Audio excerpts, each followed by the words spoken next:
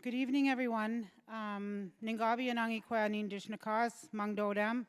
Kanego and Shnabeg Nakitawugnin. Good evening. Thank you, Chimigwach, for coming. We deeply appreciate the value in your presence and recognize, you know, it took some time out of your day to come here and learn, and we deeply appreciate that. A quick backstory. So me and my good friend Kathy Surrett, during a luncheon on the same day that the SNAP election was announced, we were discussing how important and how critical this election was going to be. So much so that we got on the phone right away. I reached out to some friends at Algoma University, namely SASA, which stands for Shingwak Anishinaabeg Students Association. They were on it. However, they said, like, our plate is full, but we'll back you, Nadine. We'll back you, both of you, however you choose to move forward. We have a meeting. Come and say your piece, and we'll decide then. So fast forward, reached out to a number of other people, including the Anishinaabe Nation. Very supportive. We reached out to the Indigenous Friendship Center, very supportive, OFIFC. So I just want to really acknowledge the good hearts, the wisdom, the heart of people recognizing the importance of such an event and, you know, coming together to learn. So, and of course, we've got some awesome people here who are going to speak their wisdom, their experience, and share with you their thoughts on, you know, this election and, yeah, inform, educate, and without further ado, I'm just going to hand the event over to our wonderful panel members. Miigwech.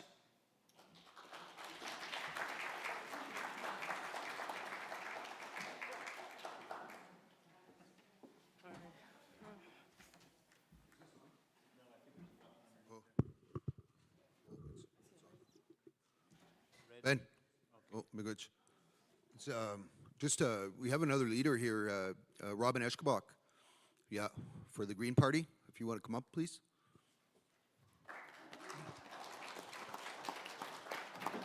I don't think I missed anybody else.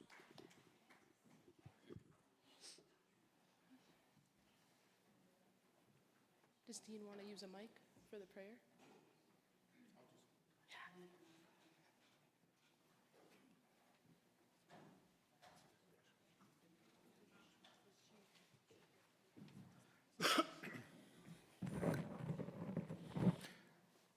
Anin bojo kenewea miigwech kibajaya miigwech kimat book ogamak miigwech to all of you for coming here this evening. Ogaman namanagojing gwayakisid nishnakaz bajonang Baawaating dunjaba. I'm Dean, and I am a part of the makeup of Baawaating. I'm from here, and I'm from the Crane clan.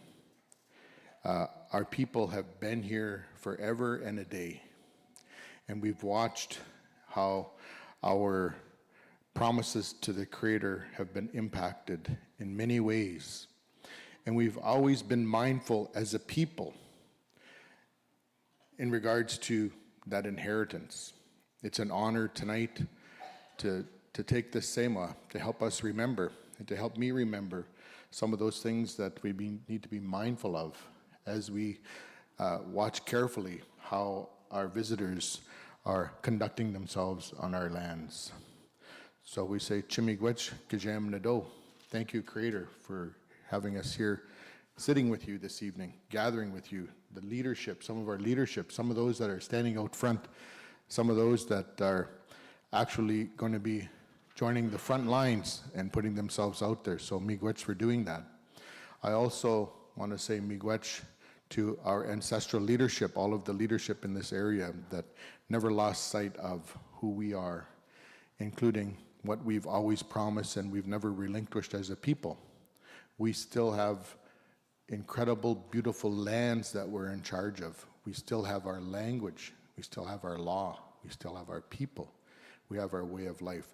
those things that define a nation. And it's from that lens that we entered into agreements with what is now called Canada. And we have a relationship with them. And whether or not Canadians realize it, there is a gap that we're able to follow through on to make sure that the needs of our people can continue to be met with the assumptions of jurisdiction by Canada and the provinces. And I encourage you to use that gap. That's your ability to vote in the settler election. And I think our ancestors in the Crater expect us to use that gap to be able to bring justice to our promises to creation. So I encourage you to be educated like you're here tonight.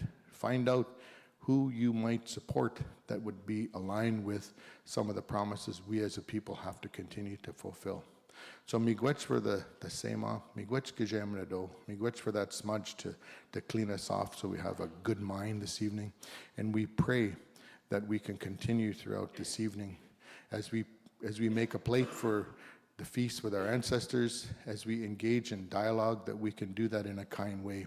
And we ask for that kindness to flow through the room tonight and in your lives as you leave here today and make your way back to your village and to your homes. So miigwech gibijaya, thank you for coming to Baawaating. Miigwech, miigwech, miigwech, miigwech.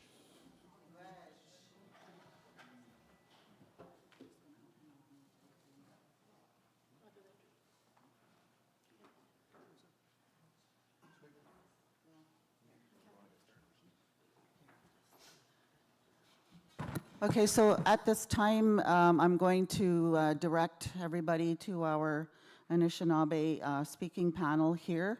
And I'm going to start at my far right with Mr. Glenn Hare. If you would like to give your thoughts and your feelings, your ideas, Glenn, about this coming election. Miigwech. You can come up. I sat over there because I thought I'd be the last one to speak.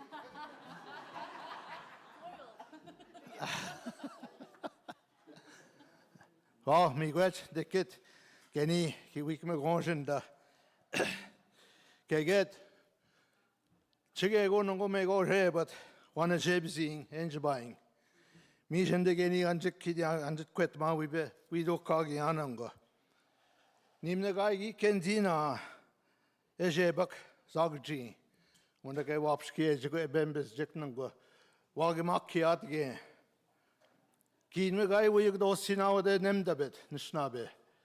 Me got in a week jittoing, we hebuk.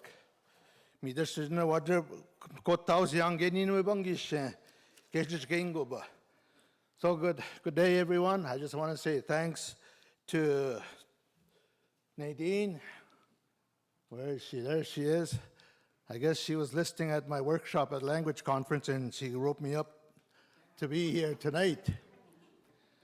So my name's Glenn. I'm from Chiking First Nation and formerly chief of my community, Anishinaabe Nation and Ontario Regional Chief. And now I'm the ED of our Ojibwe Cultural Foundation. So number one's language all the way, no matter where we are. I was speaking to this elder here. I didn't get to read a lot of her, what she was hoping that I would read, but basically what she's saying, why should we vote? Many, many years ago when I first started in politics, I didn't vote either, I don't think, because I was at a forum or a session, whatever, and shooting my mouth off, and they said, well, who did you vote for? And I said, huh? I didn't. They said, well, you don't have a voice. But ever since then, I've got my free speech. Whether I have a title or not, we have a free speech as Anishinaabe and everyone in this country. Free speech for us to look after our own. I strongly believe for First Nations to vote so we can give our leadership, your chiefs, mandate, strength, and power to sit at them high-level tables. Make them feel good that you've got their back covered just by voting. Because if you don't, and I've been there many times myself, and I've been asked by the Jaganash, the people sitting at the table, I squirmed to get to find the right answer, and I found it. I do have that mandate verbally, but to put it on paper, each and every one of us here in our communities, us here tonight, please vote. We need your vote. Our chiefs need your vote. All the way. Our leadership does not run what we're witnessing in our living rooms right now. And in your bedroom. I know you got TVs in your bedrooms. Trump's in every room of our house. You know, we need to follow all those. Put your ideas together, put them in one, and and ask your leader to take them forward for you.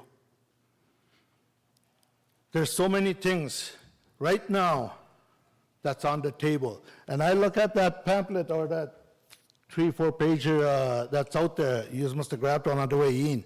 I just scanned it real quick. I think if that, we're not even mentioned there anywhere. I was interviewed the other day, and the question was asked about First Nations issues. I said, the only time each of you candidates talk about us is when we ask about ourselves. I asked them right there that day, where are we? Where are we? We're not in there. But yet, as we listen right now around the world, what's going on, all this in the south of the border, everyone's focusing on Ontario. The richest province in Canada is Ontario of the mining sector. That's what makes this world turn. And you know who's there? Anishinaabe, the First Nations. So I don't know how much time we have, but I have heard these candidates say and use the word force. I have heard them use the word notwithstanding clause. And the mayors, the reeves of this province, just the other day, by the premier, has given them more superpowers. What does that mean? Right now, to me, myself, to answer that right away, if they were here, I better not sleep. I better, with both eyes closed, because they are coming into our communities. They want to build millions of homes. For who? Again, them pamphlets don't mention First Nations. It's not for us. But they're going to build it on federal lands, crown lands. And again, one of them parties said, we will force to get them lands. So I just echoed, that's just a few. But we gotta go get out there and vote so you can fight the fight with us. We have candidates running now, Northern Ontario. There's 3 or 4 women running up there for these positions. We have never had that opportunity to do that. So we're there now, and that's because you vote. So vote. I did already advanced polls. It's only 2 minutes of your time if you're going by a polling station. It's that easy. Then you can scream and shout, and we will listen. We as First Nations anyway, and take that for you. Miigwech.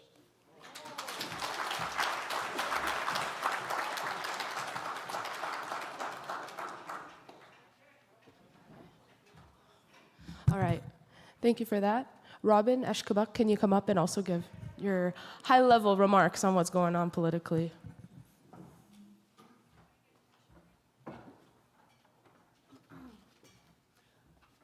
Anid bonjour kinawea, Robin Kiki Ashkabak and Dejnakas, Makwa Dodem, Wikwemkan Kitganzi, Baawaating and Donjaba. I was born and raised here in the West End, Brookfield, Sault Ste. Marie. My First Nation is Wikwemkong, but again, I live here in this community So for me, having, not growing up, I guess, on the res, if you will, I still managed to find my crew and find out who I am through my friends in the community. And that leads me to discovering that I have a role and a voice, and who I am as Ojibwe is to be able to speak on behalf of creation, and that it's supposed to be protected, and it hasn't been by the current government, who has failed to acknowledge a lot of the Indigenous issues. I served in the United States Marine Corps. I'm a mother of 3 children who are teenagers. I worry about everybody's future, a green future. I worry about our voice being trampled on and the encroachment happening.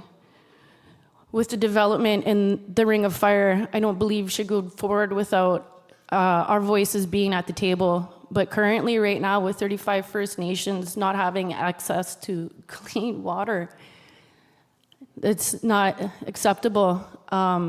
In my experience as a land defender and a water protector, I've been on those front lines standing up to support our fishermen from the east coast to the west coast, fighting against the pipeline, to protect our waters and our right to clean air and protecting our bush. And that's what we need to do here in this riding, is protect what we have, because it is sacred. These medicines that anybody wanting to put a shovel into the ground, they need to talk to us, to our First Nations, and what plants are around there, what species do we need to protect? And that's what's happening. Our local fishermen have to go further into Lake Superior for their fish. And we need to be there at that table protecting that. And if we need to put a moratorium, well, that's how. I have information over here on the board about the clan system and how that works. And for me, the Green Party has been all about supporting rescinding the doctrine of discovery so that we can have access and full rights back to land entitlement. And that's what we need to be concerned about, because we are the ones whose voice is the say. Number one is duty to consult First Nations. And when the current government tried to bring in the ferrochrome plant, we were right there. We gathered the community, researchers, doctors, and we opposed it. And in the other room over here, when Mr. Coots tried to impose upon us the Noront and the ferrochrome, I went and checked out his information, and it was projected data. It was, not very informative. It wasn't statistical projected data. It was just, misinformation. So I called him out on it, and I asked him 3 times, and there was another Batchewana First Nation member there, and I asked her, were you consulted? Did you get information about this coming here? She said, no, we didn't, but there was information sent out, but it had already been opposed, so I couldn't understand. So I asked him, 3 times, what's it going to take for you to come to, for you to not come to our community? Because I'm going to tell you right now, we have enough problems with the Algoma steel plant. And my mother had cancer 3 times, my dad had cancer. A lot of us are affected by cancer in this community already. And I told him right then and there, what's it going to take? What's it going to take? What's it going to take? And finally he said 10,000 signatures. And I said, you know what, consider it done, because I'm Ojibwe from this territory, and on behalf of creation, I'm telling you, this plant is not welcome here. So on behalf of all of the issues, again, part of my role in the military was supply and logistics. I know how to push the agenda and meet the needs of the community, and I would just really appreciate the opportunity to either work with, hopefully it's this party that gets in-house, but at the end of the day, there needs to be our leadership. I really appreciate all the hard work and all the commitment my friend here, Laura, has been putting forward, and a lot of our policies are very similar and very supportive, and I want to see restructuring our community. So again, miigwech for your time right now, and I really think we're just going through introductions at this point, so I'll stop right there. Miigwech.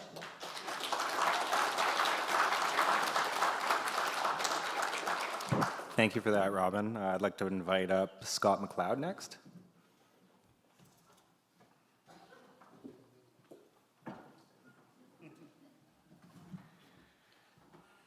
An Inkinawa, Zimbabwe Indigenous cause, Bizing Dunjaba, Shaga Dudem. Good evening. My English name is Scott McLeod. I'm from the Shopgijik family. Bandit? Like Beckham.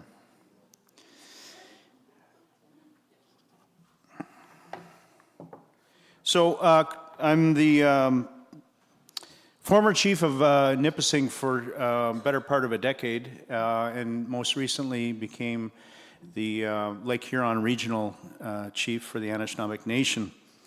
And I've been a very staunch advocate for the rights of our people, especially in our territories here in the Robinson Huron Territory.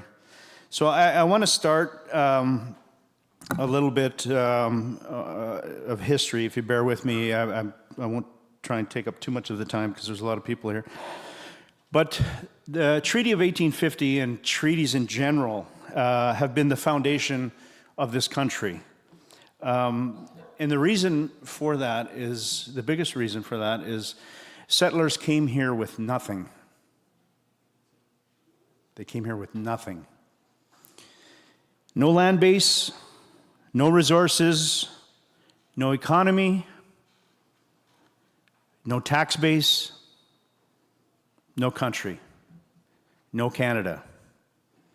So the treaties are in fact the basis of how this all started. However, in 1867, the British North American Act saw the transfer of treaty obligations from the British Crown to the newly formed Dominion of Canada in 1867, and that's really when things started to go sideways. John A. Macdonald, who was a conservative, he was also a racist. And there's no gentle way to put that. It's just an inconvenient truth for a lot of Canadians who love the country of Canada. But it's true. He was a racist. It's well documented that he starved thousands of Indigenous people in order to build a railroad to what's known now as Western Canada. He created the Indian Act of 1876, which we all know too well. It was designed not to uphold the treaties, but it was designed to bury the treaties and to eliminate the existence of our people. He created the Indian residential schools. I don't have to get into great detail about that because we all know the after effects and the impacts that we endured as a result. But you need to know this. All political parties afterwards were aware of Indian residential schools. You cannot tell me that they didn't fund these schools, that they didn't know where that money was going, that they didn't know these schools exist. In fact, many Canadians, average Canadians, non-Indigenous Canadians, knew there was Indian residential schools. They knew. We treat it like it was a big dark secret, but they knew. They just chose to look the other way, and they chose not to speak about it to their children. That was a conscious choice by this country. So really, Canada was founded, more correctly, on the breach of treaties. And it was also founded on racist policies to get rid of us. That's fact. I'm not making this up. It's not my opinion. We're still fighting today for the treaties. We're still fighting to get out of the Indian Act. I quite often hear, as a political person, by the way, I'm not a politician. I consider myself a leader. There's a difference. I often hear about handouts to First Nations. We're tired of handouts. We're giving handouts all the time, government handouts. Well, guess what? The biggest handout that was ever given in this country was us signing treaties with the settlers who came here with nothing. That is a handout. That is the ultimate handout. I purposely wore this t-shirt tonight to remind myself that even the most Indigenous-friendly government in the history of Canada, which is the current Liberal government, and that, again, is fact, that we've moved the yardstick more with the current Liberal government than ever. But I wear this because I remind myself that even if they were the most friendly in the last 176 years, we still have to fight them.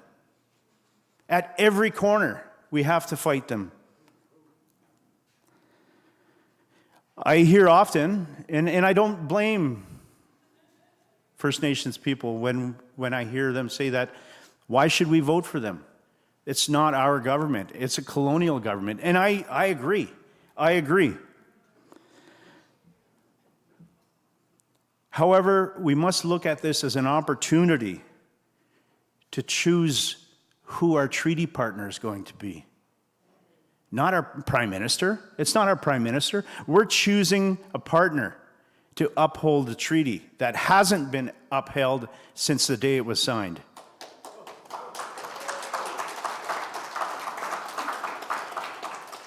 We must also judge these parties on their past history and how they've treated us. And moreover, we have to judge them on what they're currently saying to us, whether it's directly or indirectly. In 2008, the now conservative leader made very disrespectful remarks about Indian residential school survivors.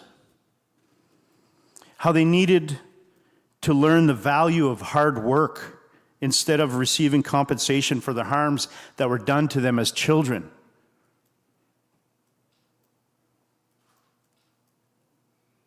That's racist. There's no two ways about it. If you said that to any other minority, it would be racist. But somehow, in this country, you can say it to Indigenous people who had suffered so much and get away with it. He stated multiple times recently that John A. Macdonald, who I spoke about, who did all those horrendous things to Indigenous people, John A. Macdonald is his hero. He wants it to be all Canadian hero. He wants to resurrect statues in every major city in this country and honor John A. Macdonald.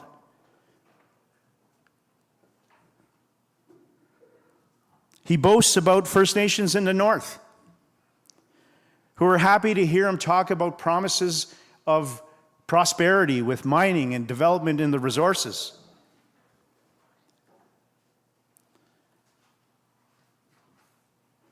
This shouldn't come as a promise, an election promise.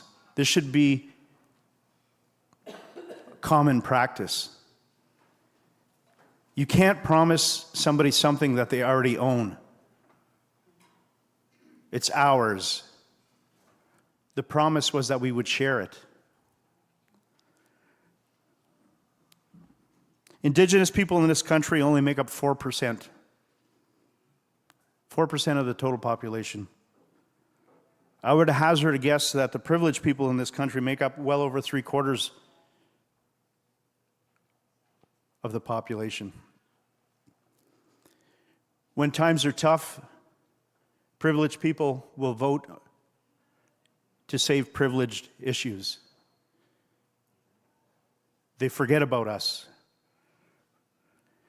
The good thing is we have allies. We have allies who are willing to stand up beside us and fight for us and try and change the system that we live under. We can't let them fight our fight alone. We need to stand with them. We need to vote. Miigwech.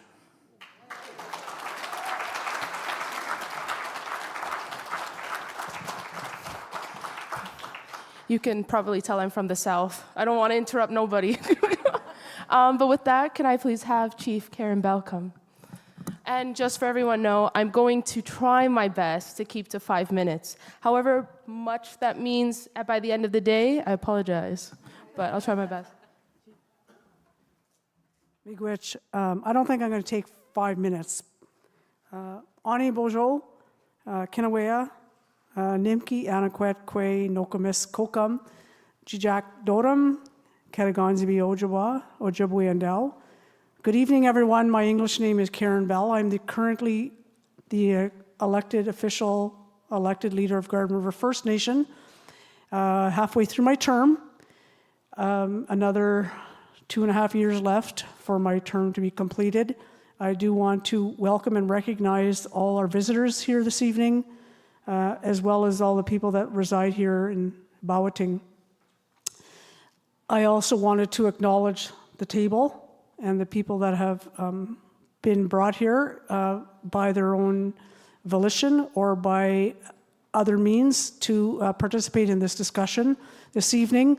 I think that it's been a long time in coming for our people to be sitting here listening to our own people who are campaigning for positions of leadership within federal government.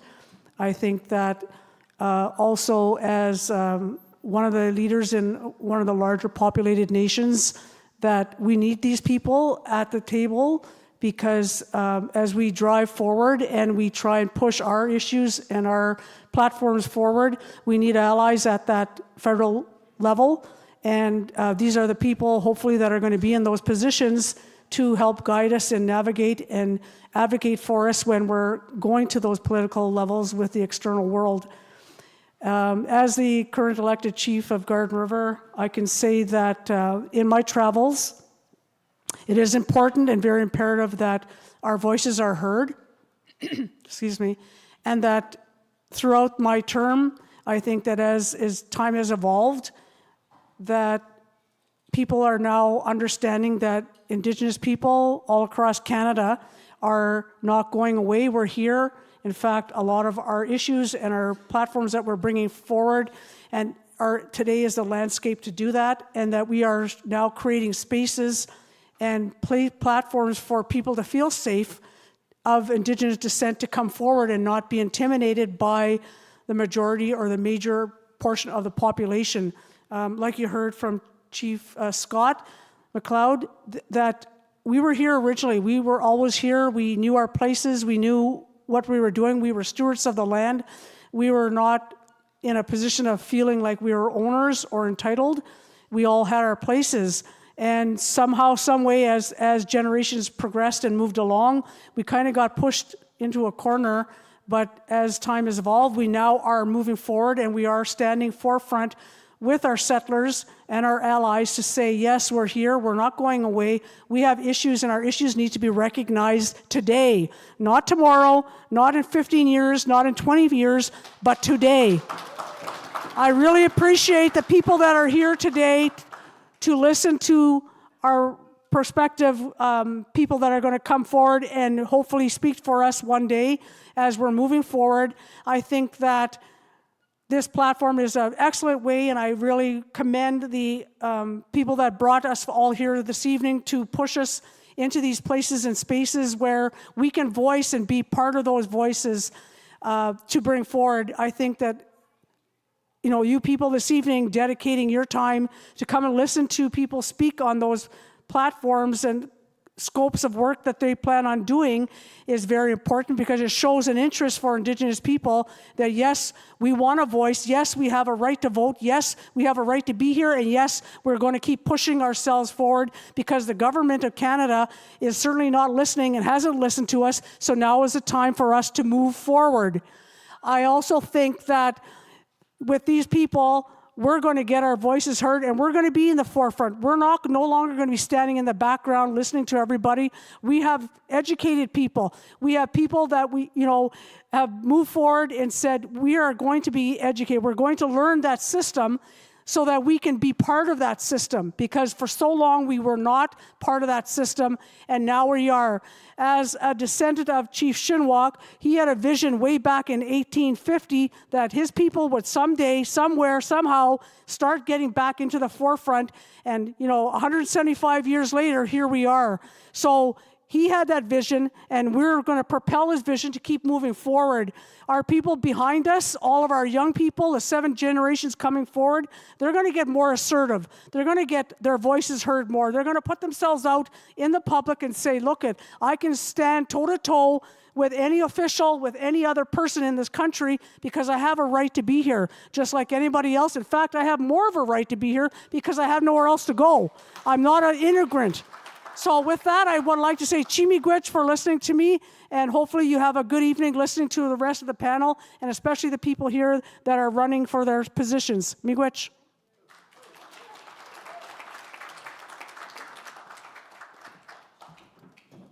Chimigwech, just want to say exactly 5 minutes. Crushed it. So with that, I'd like to invite up to speak Chief Mark McCoy.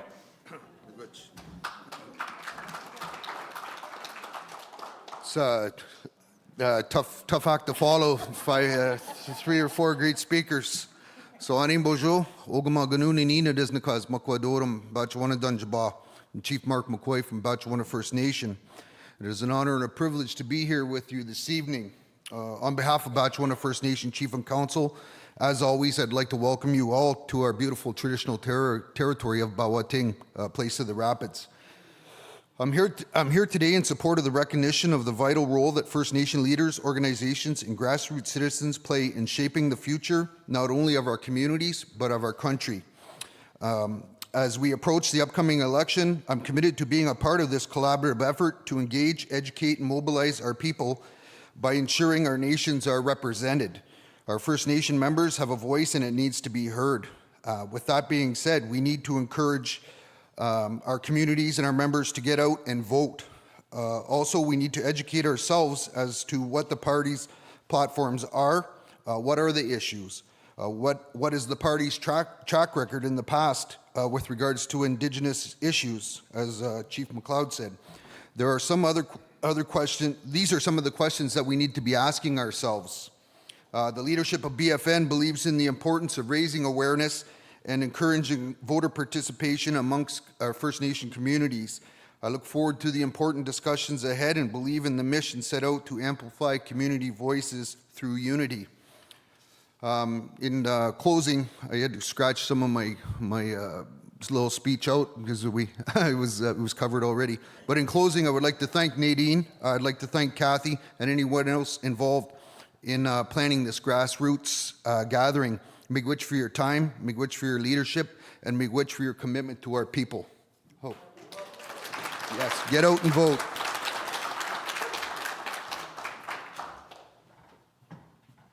I was under 5. Exactly 2 minutes and 4 seconds. Right. Okay, we're introducing now Lorraine Reckmans. Thank you. Ani Peshe Dijnakas, Ginabajing and Jabayan. I noticed that there's no conservative here tonight.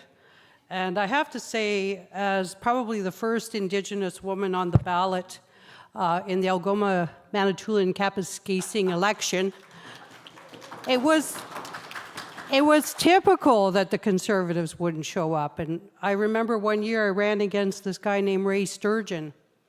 And I said, oh, Ray Sturgeon, he's not here. I said, there's something fishy about that guy. So I want to tell you that I've run 6 federal campaigns. I've run for Member of Parliament 6 times, 2 times here in Northern Ontario, and 4 times I ran in Leeds, Grenville, Thousand Islands, and Rideau Lakes, which is a British Loyalist riding. I was the first Indigenous woman on the ballot in that riding, and at every debate, I did a land acknowledgement before land acknowledgements were popular. And I think, as it was said here, that I am not a politician. I see myself as a leader. I'm a first, I'm a pioneer, a woman, the first woman to run for regional chief in Ontario. I want to talk about political parties, and I want to talk about Canada playing at democracy. So we think we're in a democracy, we have these political parties, people go out and vote, they think it's all democratic. And we are in a first-past-the-post system, and Canada is one of the last countries in the world to change its voting system to make it more representative. And we've got to keep those high-level ideals about consensus and what is really and truly democratic. We know that a person can become a prime minister in this country with 30% of the popular vote, which means that 70% of the people's voices don't get heard. And our role as Indigenous people, as First Nation people, in this play of democracy is to bring real consensus and real democracy to Canada. That's our gift. Those are the things that we understand, how to work together so that no one is left behind. I want to talk about Article 5 of UNDRIP. So I hear this, a lot of people say, I don't engage in Canadian colonial politics because I'm a sovereign, sovereign Indigenous person. Well, we have a right. We have a right to participate in the affairs of the state because the affairs of the state impact on us. That's our right. But not only is it our right, it's our responsibility to engage with the settlers. I want to say, too, we've got a candidate here from the Green Party, and I ran with the Greens for a long time. I was the critic for Indigenous affairs for 12 years, and I wrote the Indigenous policy for the Green Party. When I got to the Green Party, they had more policies that dealt with animal welfare than they did dealing with Indigenous rights. I wrote the policy to say the Green Party will repudiate the doctrine of discovery. And that's the value of our engagement. We get into those parties and we write the policy for them. We say, no, you guys haven't got a clue, right? What is it? We write it down. It forces us to articulate our vision for our future and our grandchildren. We have to write it down. What do we see in the future? What do we want? What do we want to achieve in this political arena? When we get involved in politics in Canada, we need to know the machinery. We need to understand the constitution of that party, the bylaws of that party. What is the connection that party has to its local riding associations? How do candidates get selected? If we're smart, we could take over every riding association in this country, and we could put our people on the ballot in every riding.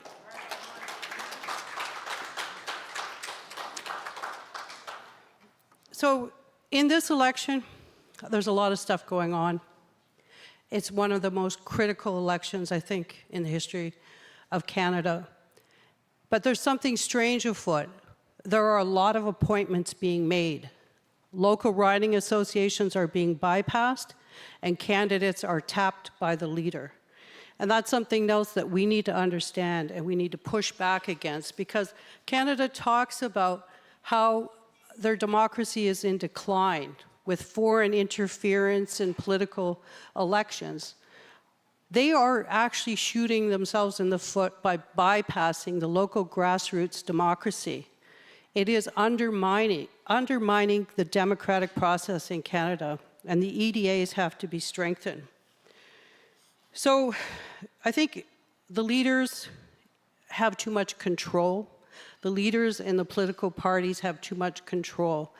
In the 1970s, Pierre Elliott Trudeau changed the Elections Act to give the leader of the party a power to sign a nomination paper or not. So if a grassroots EDA put forward a candidate, the leader could refuse them.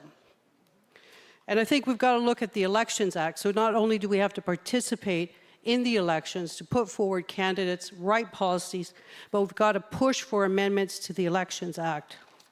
And one of the things that I did propose in the past was to make a special class of membership available within a political party for Indigenous peoples, recognizing that we are participating in the affairs of the state as sovereign people. Because when we participate in the affairs of the state under the Elections Act, we have to declare that we're eligible Canadian citizens. So I don't know how much time I have, but I just want to say the AFN has identified 36 federal ridings in this election where First Nation voters can sway that riding. That means that the First Nation vote is greater than the margin between the two front-running candidates. So we can make a difference. And I want to say a lot has changed, and I'm very pleased to see Indigenous women on the ballot in this riding.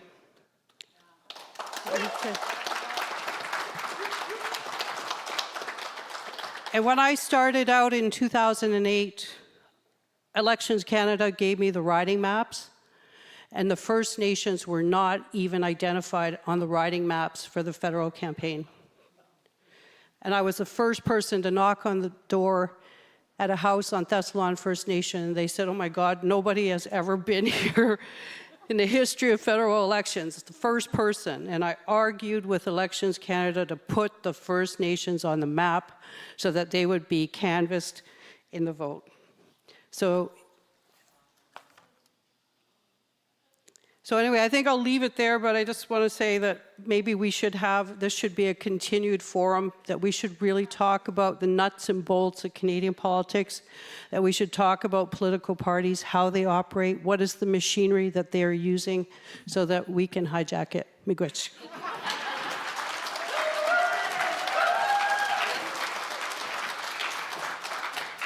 Chi Miigwech, around 5 minutes, so great conversation.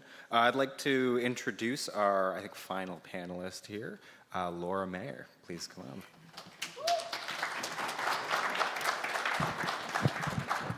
That's the hijacker. I'm laughing a little bit, and I'll tell a really quick story. I became the president of the Algoma Manitoulin Kapuskasing NDP Riding Association for the express interest of saying, how do we recruit an Indigenous candidate to run in this riding for First Nations people? And it ended up being me. So, you know, hijacking does work, and it is important. You know, good evening, everyone. I'm so thankful for the organizers for putting this together. This is so incredibly important to talk about how our interface is as First Nations people with the Canadian state. And that is, part of that is talking about how we vote. So, Niguamkat Ngog, Mishikedo Dem, Mizwedoging Donjiba, Blind River Donda. My name is Niguamkwat, and I say that because I actually only got it in the last few years. And I took it a little bit as a reorientation of my life and what I am supposed to do. And it actually means the leading cloud. And he told me that I had a voice and I had a vision and I was supposed to use it. And so this is what I'm doing here. And in terms of my clan responsibilities, I'm from the Turtle Clan. And so we talk about Nakan the Gaywin, and we talk about lawmaking, we talk about planning, we talk about justice. And I went to Osgoode Hall Law School to learn about the Canadian law. So I am called to the bar in Ontario, but I have worked since then for First Nations in Mississauga First Nation, and then I worked for the Anishinaabeg Nation as a senior political advisor. What I learned in that journey is that it is incredibly difficult to change a legal system that is set up to minimize First Nations rights. And you have to be in the room, and you have to be present to be able to form the policy that actually which is in the relation to each other. So I really think that I have a lot of people to thank. I think, actually everybody who is on this table here, everybody who is in this room, because when my mother was born as a First Nations woman, she wasn't eligible to vote. And now she's at the point now where she gets to see her daughter run as a member of parliament. It happened in one lifetime. Imagine what we can do in another. Imagine what my kids are going to be doing when I'm a grandmother. I'm so excited to see what kind of possibilities we can create for them. And part of that is making sure that First Nations people have a voice at the table, and it is especially important in today's political climate because we're all talking about resource extraction as the only solution to our relationship with the United States. That is the biggest thing that comes up, and I keep talking about, okay, wait, we have UNDRIP, and we haven't figured out what that means legally yet. We've operated for the last 20 years under the Duty to Consult framework, and that framework was made on the backs of Indigenous people litigating everything, all the way up to the Supreme Court, to get into a very small legal framework that has our rights in a box. But if we're talking about UNDRIP and now the full implementation of it, we need to consider what does free, prior, and informed consent mean for First Nations people, and we need to be in the room to write that policy when it happens so that our rights don't end up in a box. And so that's why it's so important for First Nations people to be on the ballot in as many places as possible, in as many parties as possible. I think that we have pretty equal a number of people running for the New Democratic Party and the Liberal Party of Canada, and there's quite a few running for the Green Party. But those voices, the diversity, the knowledge, the understanding, the relationship with the land, they need to be present within our Canadian structures to ensure that we're all creating a shared vision forward, to reconcile our legal systems, to understand how we are related to each other and how we need to move forward together. So thank you so much for bringing this in tonight, and I stand on the shoulders of cycle breakers and generations of people who made it possible for me to be here. So Chimingwech to everybody.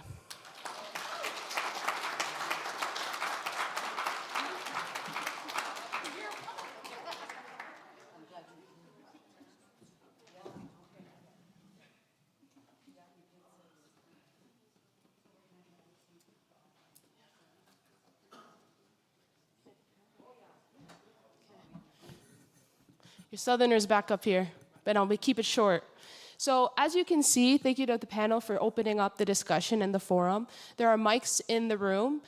If anyone, you're welcome to step up and pose a question to the panel. If it's not a question, maybe it's a thought that we can expand on together. I think then this is maybe the right time as I start to draw out my words for somebody to step up to the mic.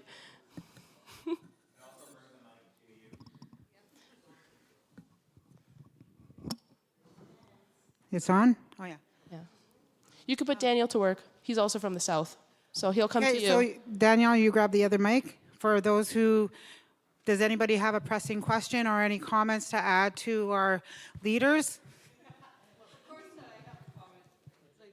Yeah, you have your own mic there. Is it on? Yeah. This is on? Okay. I think I want to make that point again. I think that this is a trend with the Conservative Party to remove their candidates from local debate and local exchanges. It's very highly undemocratic to have someone run to be on the ballot to represent your riding and not be available to talk to you. And that's a strategic party decision to not have their people out running around saying stuff in case they say something stupid and embarrass the party. So they really get a chokehold on them and they're silencing people. It's a tactic, I think, that should be worrisome. So I just wanted to make that point again. I find it very troubling, people are talking about a decline of democracy, and I think that is one of the indicators. Ani, I was actually gesturing, be like, "Whoa, right on, Lorraine's gonna talk," and then they thought I was gesturing for the mic, so I was like, "Oh, well, I guess I'll share one thing." So, would have been about 2008, 2011 when UNDRIP started to be spoken about internationally, and Canada was one of 4 countries to actually oppose it. About 144 countries adopted it, but Canada was one of 4 countries that opposed it. And then about 2016, they said, well, we'll adopt the spirit of it. We'll adopt it in spirit. And they didn't fully adopt UNDRIP. And then it wasn't until 2021 that they they said, oh no, we're putting in UNDRIP, but they actually didn't put in UNDRIP into Canadian law as UNDRIP is written. It is simply a framework. It is simply, once again, something just to be looked at as a guide, and it actually was not at all fully put into Canadian law. So we do just got to be aware as a people that as much as they say, you know, we've put UNDRIP into law, no, as a framework. UNDRIP is not put into a law in Canada as it is written. And so I'll share that. And one small thing I'd also like to share, since it's in front of me, I teach at high school in Blind River. I teach at W.C. Eckett Secondary School. I'm an Ojibwe language teacher, but I also teach mathematics and Indigenous history and culture. And in my one Indigenous studies course, because I learned so much, so I teach so much, and then I learn more and I learn more, and I teach more and I teach more. One of the biggest things that was a revelation to me as I was learning and teaching was when we talk about us as a separate nation. When you look at my health card, I'm actually not a Canadian citizen. If you go on Ontario Health, it actually has me North American Indian. I was born and raised in Ontario. That's because when they write you in as North American Indian, they can bill the federal government for your health care. So I'm not written as a Canadian citizen on Ontario Health. I am written as a North American Indian. Our separate citizenship was always acknowledged in the 1700s, 1763, of course, we know that. And then 1764, wonderful year as well. And then in about 1812, we had the American Revolution. 1814, we took a little trip along with Colonel Jackson down the mighty Mississippi. And after the American Revolution was done and they started stopped fighting with each other, they realized they didn't need to engage with us. So back then, the province of Canada engaged with First Nations people on a nation-to-nation level because we were military allies. And then once the military realized, well, we don't need to talk to the First Nations people, the Canadian Province of Canada military actually said, well, you know what, we're going to give the responsibility for Indian affairs back to the province of Canada before it was a country. And so when they gave it back to the province of Canada, they did what they do best. They said, well, we have an inquiry. We need to make a commission to figure out how do we relate to these Indigenous people. And it was in that commission where they said, well, since they're no longer our military allies, since they're no longer a separate nation, we're going to treat them like citizens of Canada. And that's my understanding of how we became citizens of Canada, was a report in 1840. 1838, I believe, for sure. So that's all I have to share, and I'll love to hear other people's thoughts on it as well.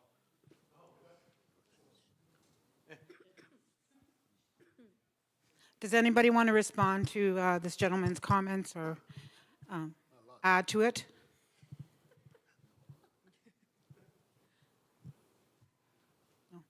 I just have a quick question. One of the reasons we asked and invited people to come together, we invited our leadership, past and lifelong, was to help educate, and we certainly did get a good, full, robust education in a short time frame. So my question is, how are we going to get our people out to vote? Like, we mobilized some people to come in, and one of the things, like, I know meals are great, you know, our leadership, our people, are we gonna, like, how do we get our people to come to vote? Do we provide rides for them? Do we say, okay, we're having a meal at this time, what about our young people? Like, so I would like to hear some, I guess, strategy or some commitment as to how we're going to get our people out to vote, because, like, this is a great platform, this is a great venue, but it becomes meaningless if we don't get our people out to vote. So that's really the goal that, like, myself and my partner in crime, Catherine Surratt, was to do, like, let's get our people out to vote. So I would like to hear some of what you have done as leaders, as community people, to get our people out to vote, and how can we move that forward ourselves? So please, yes. Yeah, I'm not going to answer that question directly. I mean, I think it's important to provide rides and get people out to the polls. I mean, that's what political parties do, right? Political parties have to get the vote out. They make phone calls, you know, they canvass all through the campaign, and on voting day, they grab those people and throw them in a van. But what I want to say is I want to say thank you, Nadine, for taking this on and for beginning, what I hope is a dialogue about Canadian politics, like Politics 101 for Anishinaabe people, right? That we start having conversations about how does a political party operate? What is the machinery? What to watch out for, right? How to move up through a political party in Canada, and what kind of obstacles you can face, and you know, what are all the tricks out there. But I think that if what we want to do, not only in this election, is get people out to vote, but we want to have more people on the ballot in the next election, right? And we can get ready for that. We have 4 years. Okay. Scott?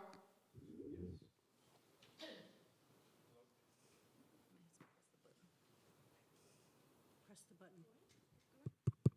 It's underneath. Press the red button. All right. Sorry, I won't touch the button. As far as engaging and getting more of our people active in the election, whether it be federal or provincial or even our own elections, you know, this, I heard it said earlier that, you know, we need to continue doing these types of engagements, and I think that's a really good idea. But I think even more so that we need to start engaging in the communities. I mean, coming here is nice, you know, we could stay at the Delta and it's got a fancy table and you know, catered. I want to be in the community. I want to be talking to our people where they're most comfortable. And more people will come out if we're there in their community, even if they don't know exactly, they didn't see the poster or whatever. There's people at the band office and there's cars there. They're going to come and stick their head in and see what's going on, and that's, we got to make the connection there. We can't expect the communities to come out into the non-Indigenous cities to meet us. There is benefit to having them in both, obviously, because not all our members reside on reserve, but we have to make a more effort of engaging there in the communities. Miigwech. Okay, I see 2 mics in the crowd. Oh, but you want to go, Laura? Yep. Can I add? Oh, sorry. Go ahead. Go You ahead, go, Laura. go first, ahead, Kiki. Laura. Go ahead, Laura. Okay, go me? Okay. I think organizing rides, we're very good at that. And if anybody needs a ride to the poll or knows anybody who needs a ride to the poll, you can come and talk to me, and we will try and arrange a ride to the poll on E-Day. That's something that political parties are really good at. They try and get people out, say, go to vote, bring a buddy, bring 2, bring 3, because it's so important in the provincial election in Timmins, Mushkegowuk, James Bay. That election was decided by 8 votes. And I said, that was like 1 Elders bus. Right? Like that election was decided by 1 bus of people. And so it's really important. I think that there's also, like Chief McLeod, Gimma McLeod said, going out to the communities. I have actually been to every First Nation in this riding, in this campaign. I didn't get out to Missinabee Cree, but I did get to meet some citizens of Missinabee Cree. So that's the only one. Knocking on doors, talking to people, having engagement, being on social media. We all know that the younger generation uses social media for a means of communication and a means of bringing our humor into a digital space, which is incredibly important. And so it is getting in contact with your political party. That's their job, is to get you to the polls, is to get you to the church on time. And so getting involved with them and then getting out to vote on E-Day. Thank you. Miigwech. Miigwech, very important question. Elections Canada does have a ride reach out, so if somebody's a shut-in and they can't get out, you can book that now. I do have information with me that I can put on my table on how to coordinate that, and I also believe, you know, not to keep delegating, but I mean, because that's what it is, working as a community, but if we could coordinate ahead of time to the polls, because there was some changes in some of the open polls. But also if, you know, a family friend of mine, Gordy Buzz, no bus lines, you know, maybe if you can volunteer a bus and brings, you know, and sign some people up. But also I'm available, feel free to reach out at any point in time. And to get the people out, because again, they are open, so it's not just on the 28th, but you can go now. Miigwech. Thank you. Okay, Daniel? Danse, yeah, Meadow Soloway and Seagason. I'm from the West, and my Cree name is Gisquaniosko from the North. And I was listening to your panel, and one spoke about the treaty rights. We are so much in turmoil with that out West, with treaty rights. We're losing them slowly. We might not notice it now, but it's being taken away from us, and they're trying to do away with that. And the other thing is the other lady that spoke about the law. Oh, how many times I've cried and I've looked at this on Facebook, listening, watching these women, the murdered women, our children, our daughters. How many mothers have to sit and cry because of us, nothing's being done with our women, our sisters? You know, there's nothing being done. It's still happening. In the US, there was that little girl, 14-year-old, that Pike girl. She was 14 and she was taken apart by some animal. They still haven't found anybody yet responsible. Those are the things as grandmothers, myself. I have lots of granddaughters, sisters, and nieces that I worry about as I get older and older. That's got to stop. When's something going to be done? We as women, now these women sitting up there running for power, do something about it. Don't let us grandmothers keep crying, waiting to get that phone call. You open that phone, and what do you see? Another murdered woman, somebody's daughter, somebody's mom. That's my concern, and the treaty rights. And the lands, they're destroying it, totally destroying it. I come from the glass and oil capital, Alberta, and you know, they're having these holes are caving in. Mother Earth is really hurting. That's got to stop. Our animals, our hunting places, they're gone. They're gone because they're being destroyed. What are we going to be eating off the shelves from this grocery store? Some of us can't afford. I know I can't afford the fancy meat that they sell.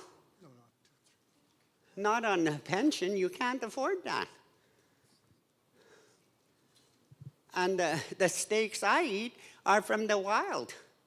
But now that's not even accessible. Something's got to be done. That's why you guys are up there. Do something.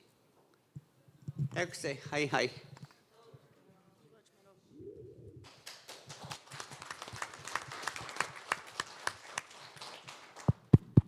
Ani. My name is Conrad Babiwash. I'm an educator and designer. I've been in this business for over 45 years, and I've watched the change. And I've waited for this time. I want everybody to repeat this phrase. It is our time. It is our time. It is our time. It is our time. All those voices that you hear in here tonight, those elders, those women, those children that have been neglected, that have been standing outside the arena, standing outside schools, your voice will change it. I've known these people up in front. I've watched these people up in front. One of the most people I admire is Karen Bell. She stands up for Indian women. When the police force, Winnipeg police force at the NAG Games wouldn't, she went and she demanded an inquiry into the NAG stuff. We need women. We need Laura. We need our green leader. I've known her since she was in high school. We need these people to speak our voice, our dreams, our grief. I've seen it. And I've watched over time how things have changed. At one time, Indians weren't allowed to teach. I went to teachers' college where there was no enrollment for Indian people, no concessions made. I argued with them, and finally we got 10% of the population. But my point is, we all have to come together. We all have to look at what has to be done urgently, work with our leaders, so nobody, no child, no grandmother, no grandfather, no uncle, no auntie is left behind. This is our time. Thank you. Oh, miigwech. Lorraine, did you want to respond? Thank you. I just want to make it clear that I've joined the Liberal Party of Canada. Okay. As the former president of the Green Party of Canada, I'm just saying it's okay to switch teams. I just want to say, I think I hear the comments, and I mean about the humanity in politics. And I talked earlier about the machinery, the political machinery, and one thing we all need to understand is parties know exactly where their votes are, right? They know, they go to the polling station, they get the results from Election Canada printed out. They can practically tell by your address how you are going to vote. And the one thing that political parties respond to is they respond to the polls. They respond to vote. So, I mean, this is when you've got to put your feet on the ground and put your X on the paper, because that's where, when they're looking for votes, they're going to be looking at the polls, and they're going to be looking at who you are and what they can promise you. Okay, thank you. And I just want to say, we all want to be the next Wab Canoe. That's right. Okay. I'm going to take one more question, and then I'm going to introduce another guest speaker that we've invited. So after this, we're going to take 1 minute break. Very quick. Ho. When bonjour nende we maguna dok my INDIGENOUS Kejnong Dunjba Baawaating dada Agik Dodem. I introduced myself as Little Wolf, my Anishinaabe name, and I am of the Otter clan. I am a Potawatomi Anishinaabe from Walpole Island, unceded territory. And one thing I want to look at is what is your position on Indigenous friendship centers within the regions, and the funding towards that they get. Like, because as a worker there, I see like very, very, very limited funding on what we can do as programs. And with me as one of the Indigenous service workers, I find that there's a lack of monies that we can use to bring programs forward, bring land-based programs forward, because the resources are incredibly expensive because they cost gas, they cost accommodations for having our resources brought in order to teach the urban Indigenous communities how to do these things that they can no longer do because they're living in cities. Like I had a little meeting with me and a few boys at the office saying that we wanted to take a group of Indigenous peoples out and learn how to hunt, because like a lot of people in this community have not learned how to hunt yet. And I've been doing that my whole life, and I thought, you know what, this could be an opportunity to take some people out and teach them how to do this stuff. Like something I took for granted, actually. I took for granted because I grew up doing it. So like, would there be like, what's the position on getting monies for types of programs like that at Indigenous friendship centers?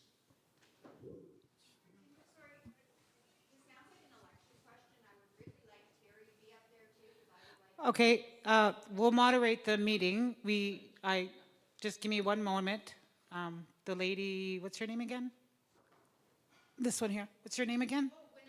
Winona. Yeah, we'll just give us one more moment. But I'm just gonna. Yeah, yeah, okay. So with that, we'll invite Terry up to the front then. Miigwech, Cherry for showing up.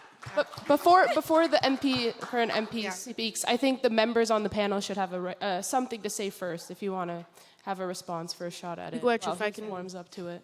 answer that. Miigwech for that very important question, brother. I too have been experienced the cuts that the Friendship Center has gone through, and unfortunately, you know, to have a program that you're so used to and then to be cut, it's like, well, how come these things aren't permanent? And that's where I'm not understanding the gap that needs to be closed there. For myself, having been a part of a logistics team, it's already set. The fiscal responsibility should already have been set, and that's where the Green Party, you know, is not only advocating but pushing for these programs to stay in place. But if we need more of these spaces, because it was quite the small space for the daycare program and all the other programs that, and I know we did have other spaces in the community for the outlets or the annexes for the Friendship Center, so those definitely need to be coming back 100%. I would advocate for, there's a lot of non-transparency happening with where the funding is going, so that's where I would like to see myself where that accountability is not happening. Miigwech. There, my turn. I'm really taking in a lot in the last few minutes here. I see another one come in here, a politician to sit with us here, and I know him well for many years.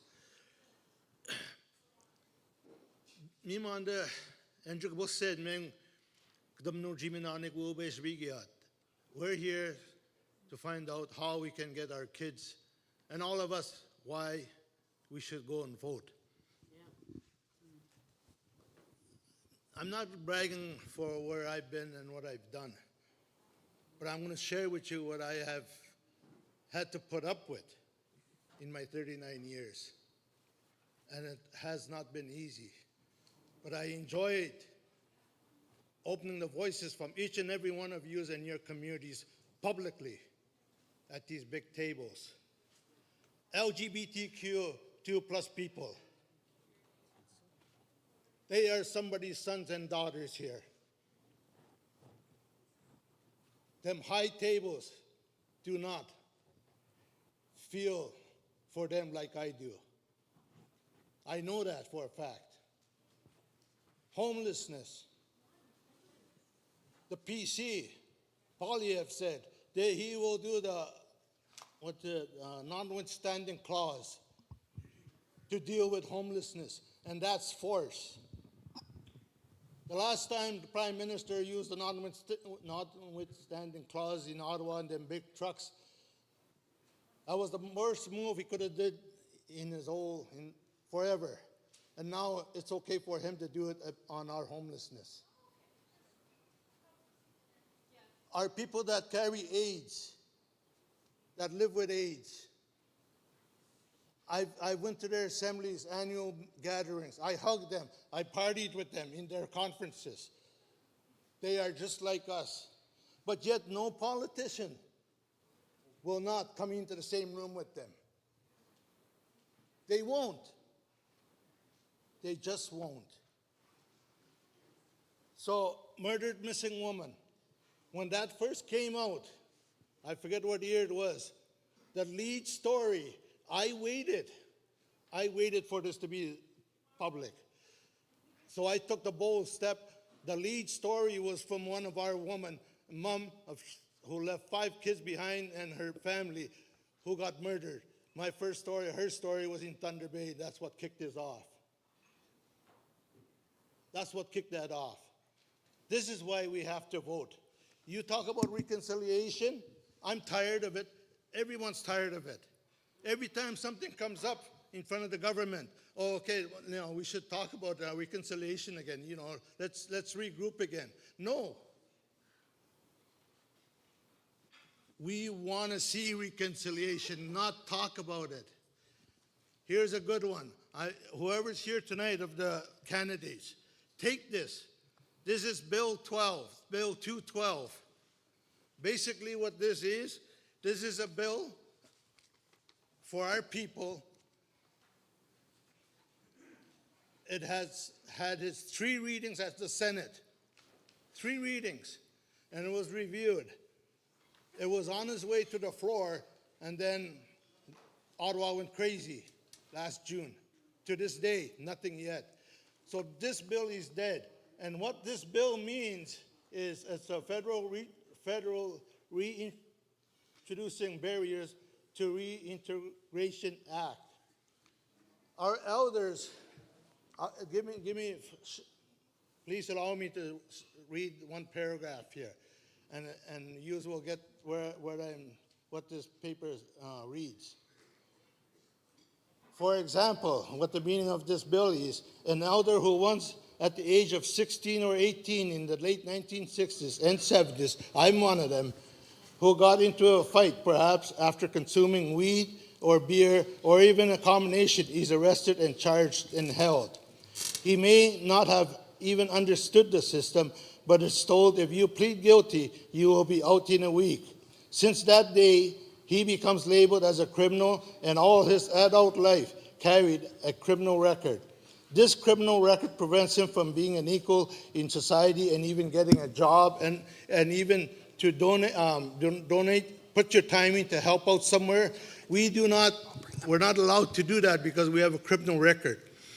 But the society, the Jagannath society out there, after 10 years, I understand, it's gone. They don't carry that record, but we do. I got caught for impaired in 1971. I carry that yet today. I carry that yet today. So this bill, hopefully, if one of these successful candidates would take this, reintroduce it right away because it's went through the Senate already, let our elders, let us finish our lives meaningful. Your people are free. We are not. We are not. And that's what this is. I always brought the voices from the land, from our communities. I know a lot of politicians walk out sometimes while I'm speaking because they don't want to hear this kind of stuff. They don't. We are not drunks and all that anymore. We are educated now. We got lawyers. We got engineers. You name it. We have them now. And that's because of our own, the First Nation leadership today pushing for our kids. I think. Miigwech. Thank you. As you can tell, the MP Terry, he's here, so we're going to call you up to the front. We have been ushering some of the tables to start enjoying the meal, so you can do that silently. We're going to start changing over the tables and chairs, so those candidates in the next election are called up to the front, and those already here, please stay put. And while Do you want to take a break, or are we just going to?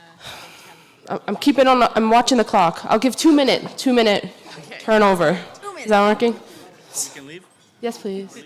You're free. No, not us. Oh, no. Yeah. He was here.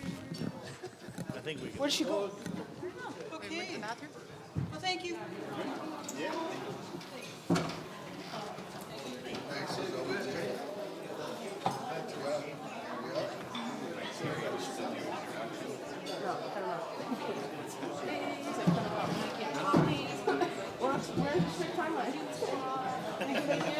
Thank you so much. Good luck to you. You will always be a winner. Thank you so much. Thank you. Fragile for signature. I don't have any term. Nobody. Zip it. No, I'm just kidding. That's why I'm back. No. I want to rotate, be like, you come in now. They had like little signs at the other debates. So sometimes if you put like a little popsicle stick and you do like a little red sign and you're like, hey. And then you just stand over there and then they're like, you know, they kind of like, I've gotten timed out at conferences. People just holding up piece of the paper.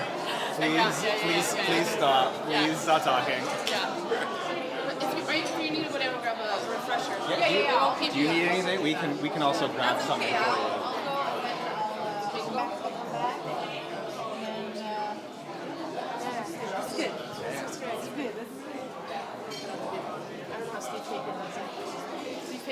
You're doing great. Oh no.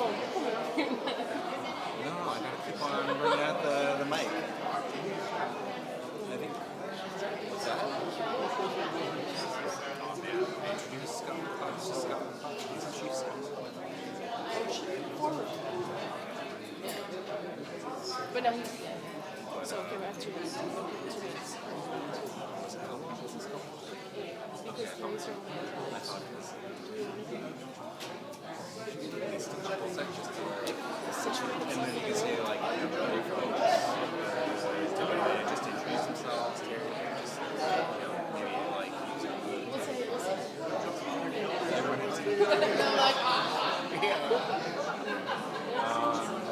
and then just at the start when you say everyone gets is it Laura and Terry? Okay. Because everyone should get a chance to answer. Huh? Everyone should get the chance to answer.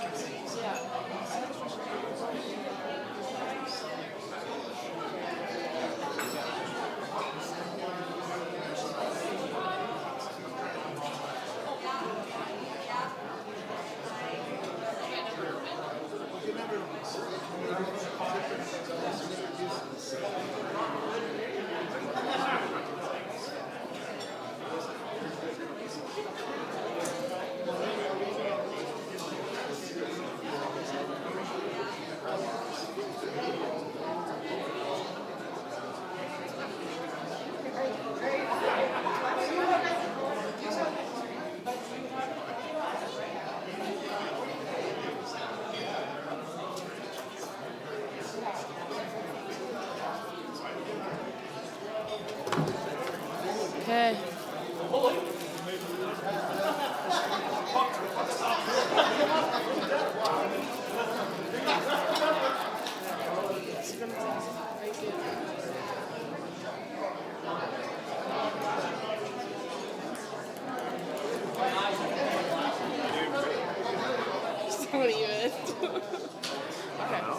Like in that little bit, wasn't much to do. Are you kidding me? How many times they come up over this and I want to say something? I want to say something. And I have to like 5 years. That's you. Oh yeah. Maybe you should be in the audience then. People just be like, I want to ask a question. Just like, and I was just doing ask a question on the panel. Maybe the politician's just like, no, I want this one's like, damn it, we're ending here. Okay. Okay, we have Robin.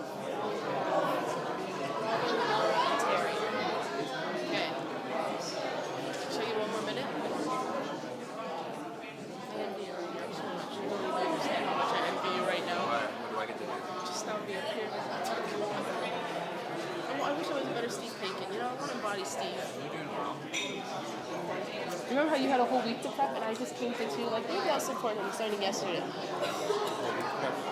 didn't know what I was prepping for. That's fine, you're right. Okay, I'm gonna. You didn't really know what you were prepping for. Okay.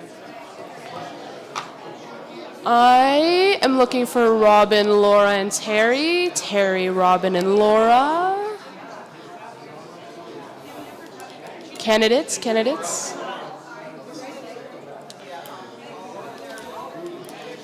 Your seats are getting cold. Please return to the front table.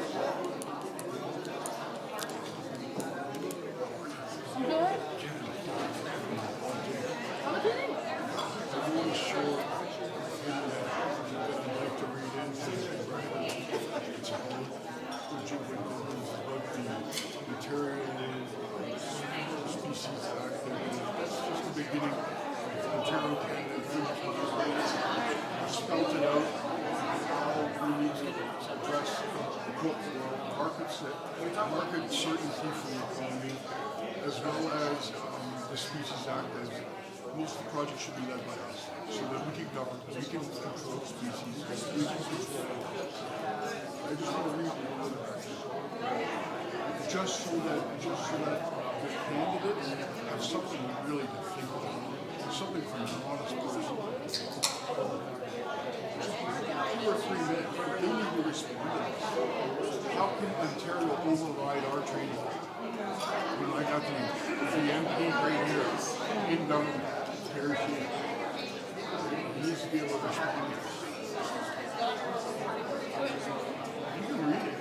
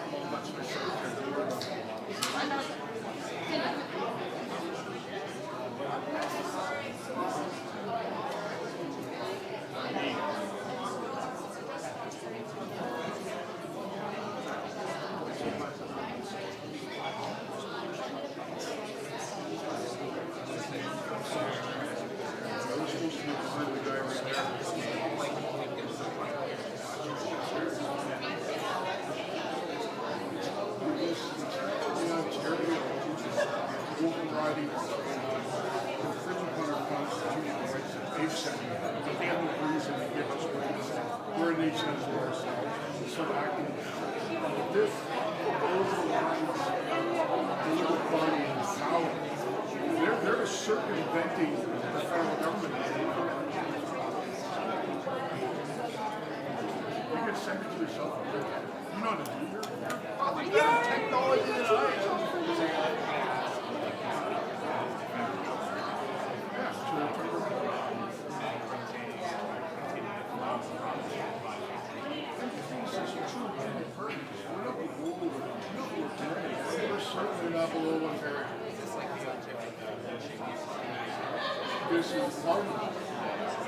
I'm going to call the candidates. I might.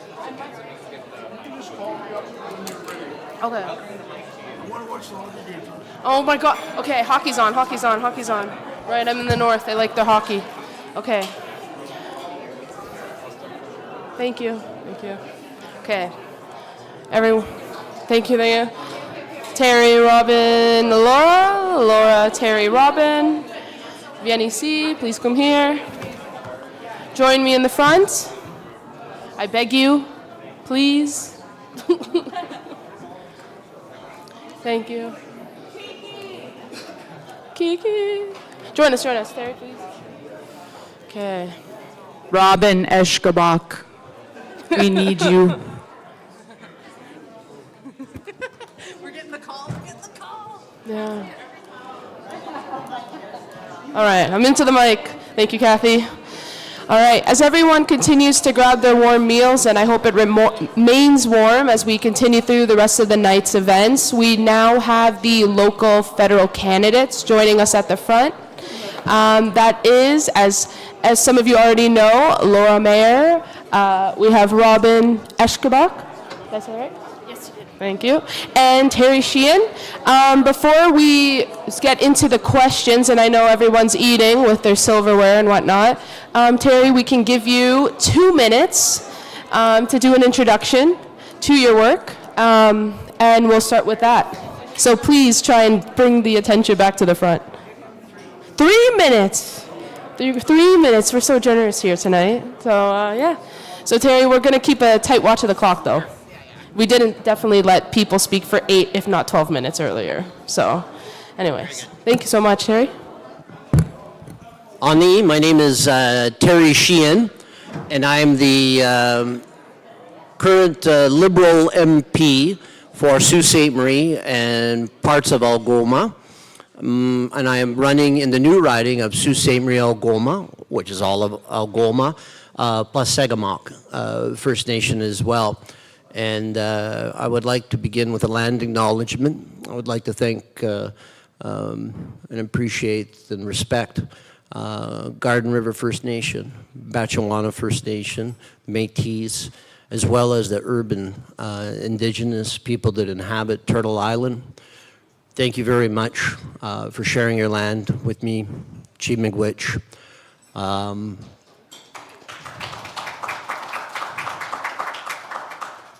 My background, I've been around, born in Sault Ste. Marie. My father was born in Blind River, Ontario in 1929. My namesake is Terry Sheehan. He died on McIver's Corner coming back from Mississauga. He was visiting his girlfriend after being drafted in you know, the American Hockey League was a big thing, so he went to go see his girlfriend, a day butch, and lost his life coming home.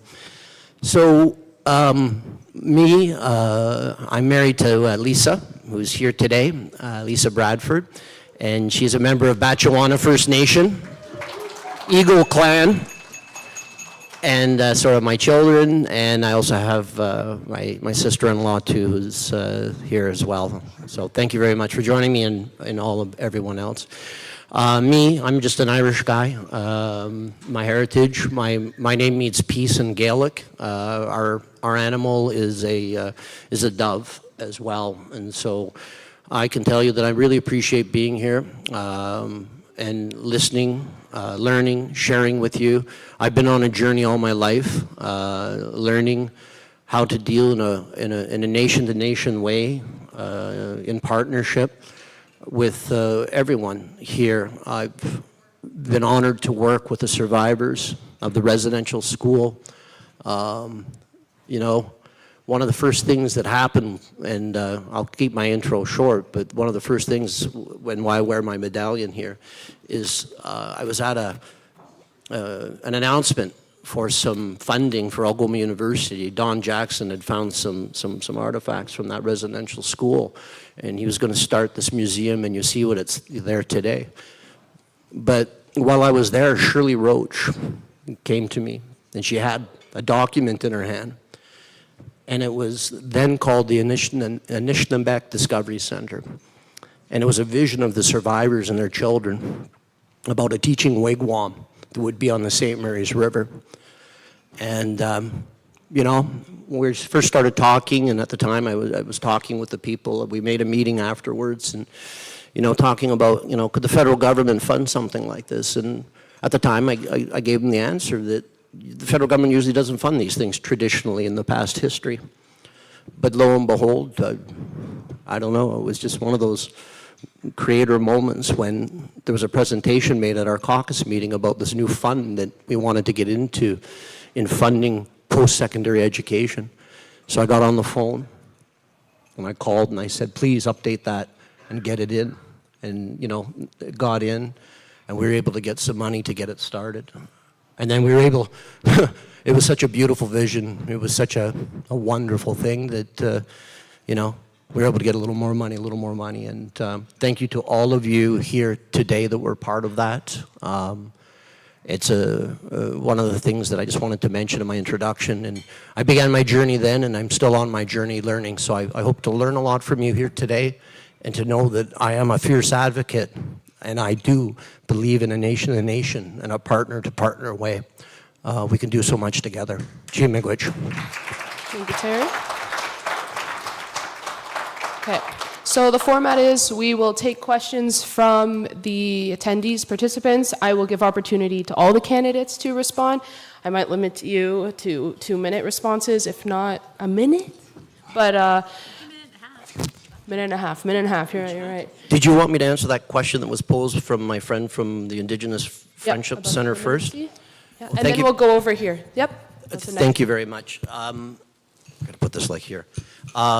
Yes, so I brought Mark Carney, this new government, Mark Carney's new government's platform that we're running on. And when you were speaking, right in our platform, it says that we will, you know, increase the funding for Indigenous Friendship Centers. I know full well, I've been to the Indigenous Friendship Center here many times, on many occasions, for different things, and I know the great work you do. So Chi miigwech, and to answer that, yes, there is in our platform funding for more Indigenous services through the Indigenous Friendship Centers. Chi miigwech. Thank you.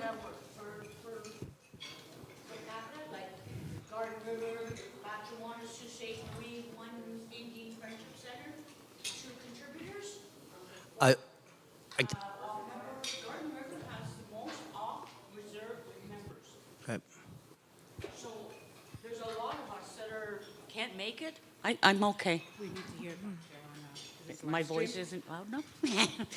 So how does that work? If it's going to go to Indigenous Friendship Centers. Friendship Centers, Yep. does that go for the population that's in the urban? Or does it go for the band members for each band? You know, I don't understand how the funding goes, so. Conveniently, there was a migratory program back in the 70s, right? Where the federal government since then had already allocated money to the urban center. The Ontario Federation of Indigenous Friendship Centers, we do still have some qualms about how the money is being allocated, but the conversation is that it's open to negotiation. The Liberal government was talking to us about how we're going to improve and increase funding. And there's been discussion since we have a national association of friendship centers that we also have to be in their conversations as well. So there is no clear answer yet, but we're actively negotiating with the current government, and if any other government wants to come and help us get more money, then we can do that. But your question is right in bringing up how do we get the proportion to meet the need of the people who are living in urban centers. And I'm supposed to be moderating. So, Laura, help me. Cut in? Okay. No, thank you. I mean, I think it's really insightful and important to keep in mind that there are those different organizations. And to answer the fuller question too, of course, yeah, we need to have more funding for Indigenous Friendship Centers. And I also think it's an important thought to look at partnerships between the First Nations and the Friendship Centers. I know that I've done some work for the North Bay Indigenous Friendship Center as a part of their hub. So with Nipissing First Nation, Doki's First Nation, and Wanapitei First Nation, they opened up a health hub and are delivering primary care and daycare services within an urban center, and then also doing partnership visits out into the First Nations themselves. So in these kinds of areas where there's a great overlap, and I'm taking Chief McLeod's thunder here because he was probably part of the founding members of that program, that looking at those partnerships to make sure that from a First Nation perspective, as a First Nations counselor, I'm depending upon a friendship center to be able to offer some of the services to people who are living in urban areas. So looking at that is really important in ensuring that we're funding equally, and then looking at partnerships between the First Nations that are local and figuring out how we best serve all of our populations.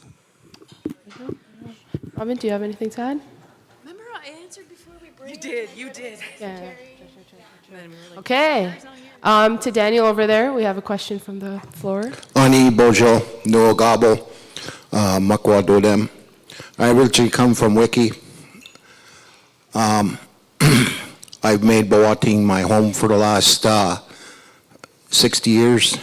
I became a welder out of Goma Steel. Terry Sheehan, the Right and Honorable, Mr. Terry Sheehan, I take my hat off to you, sir.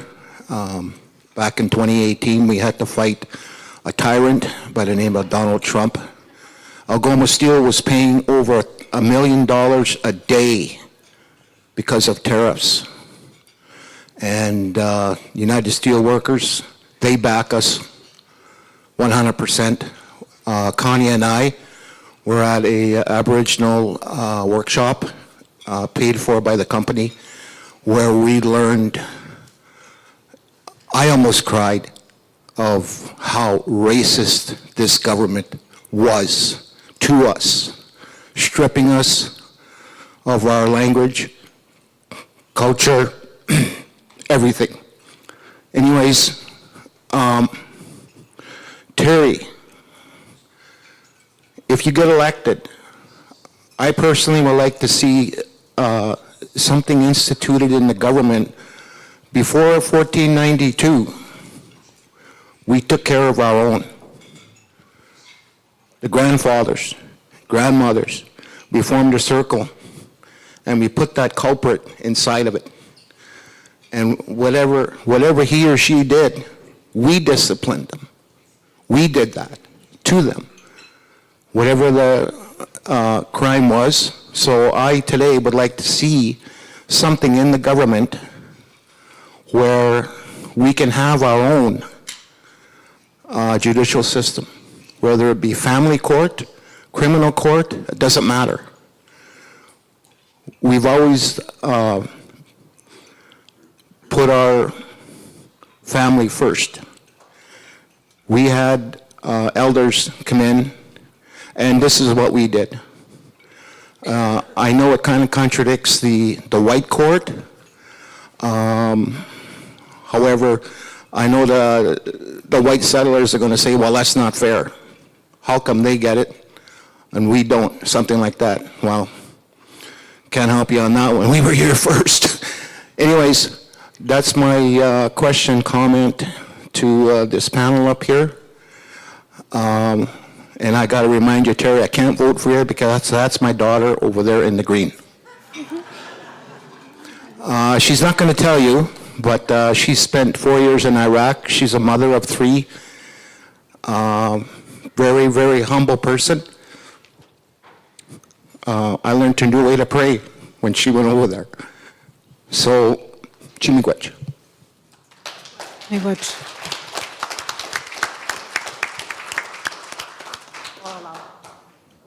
And thank you very much. I remember you very well. And first of all, you have a great heart.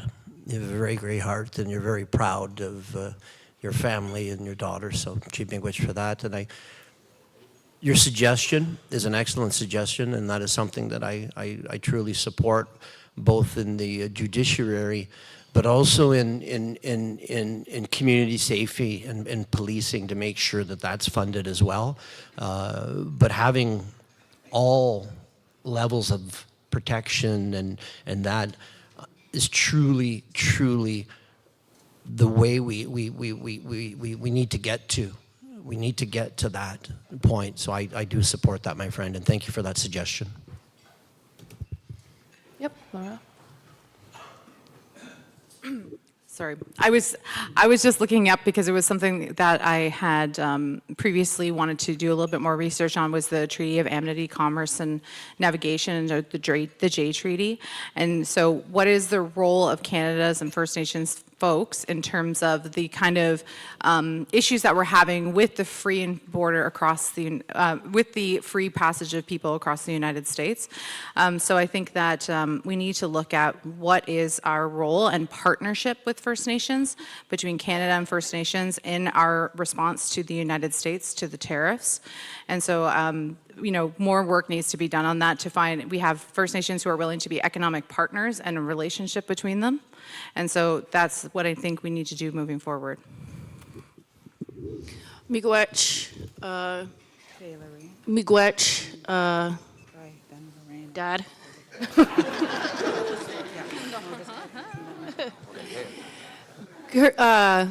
I'm a student right now at Algoma University. I'm in the Law and Justice program in Political Science, Anishinaabe, MON, Language and Philosophy. And in one of my papers I did this past year, I had to do some culture in the courtroom, if you will. And there is a bit, again, I mentioned earlier, a bit of the disparities going on in the courtroom in that building. It can be intimidating, and as Ogama Glenn mentioned earlier about carrying these criminal records. And so a part of what I have advocated for previously is that since we don't belong to the king, queen, or crown, that we are in charge of our own justice for our own, because only we know what it takes to care for our own. And that includes obviously our allies too, in this good way. We know how to bring forth that healing and prevent recidivism. That's where we would keep implementing the programs that need to be coming forth, but also stricter, this catch and release isn't working out for those. And again, I don't know if this is why the Conservative leader is not here to attest to a lot of these questions and concerns in the community. As far as I'm fielding a lot of phone calls, a lot of worry from grandmothers in the community about some injustices that they've faced, and so the training needs to be happening at the police force. And where we bring offenders, we need, again, either be more lodges, more land-based, more treatment centers.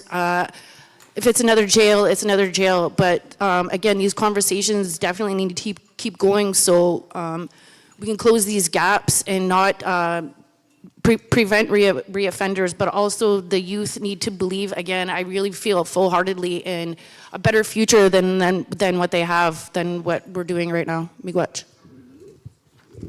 Thank you. Next question.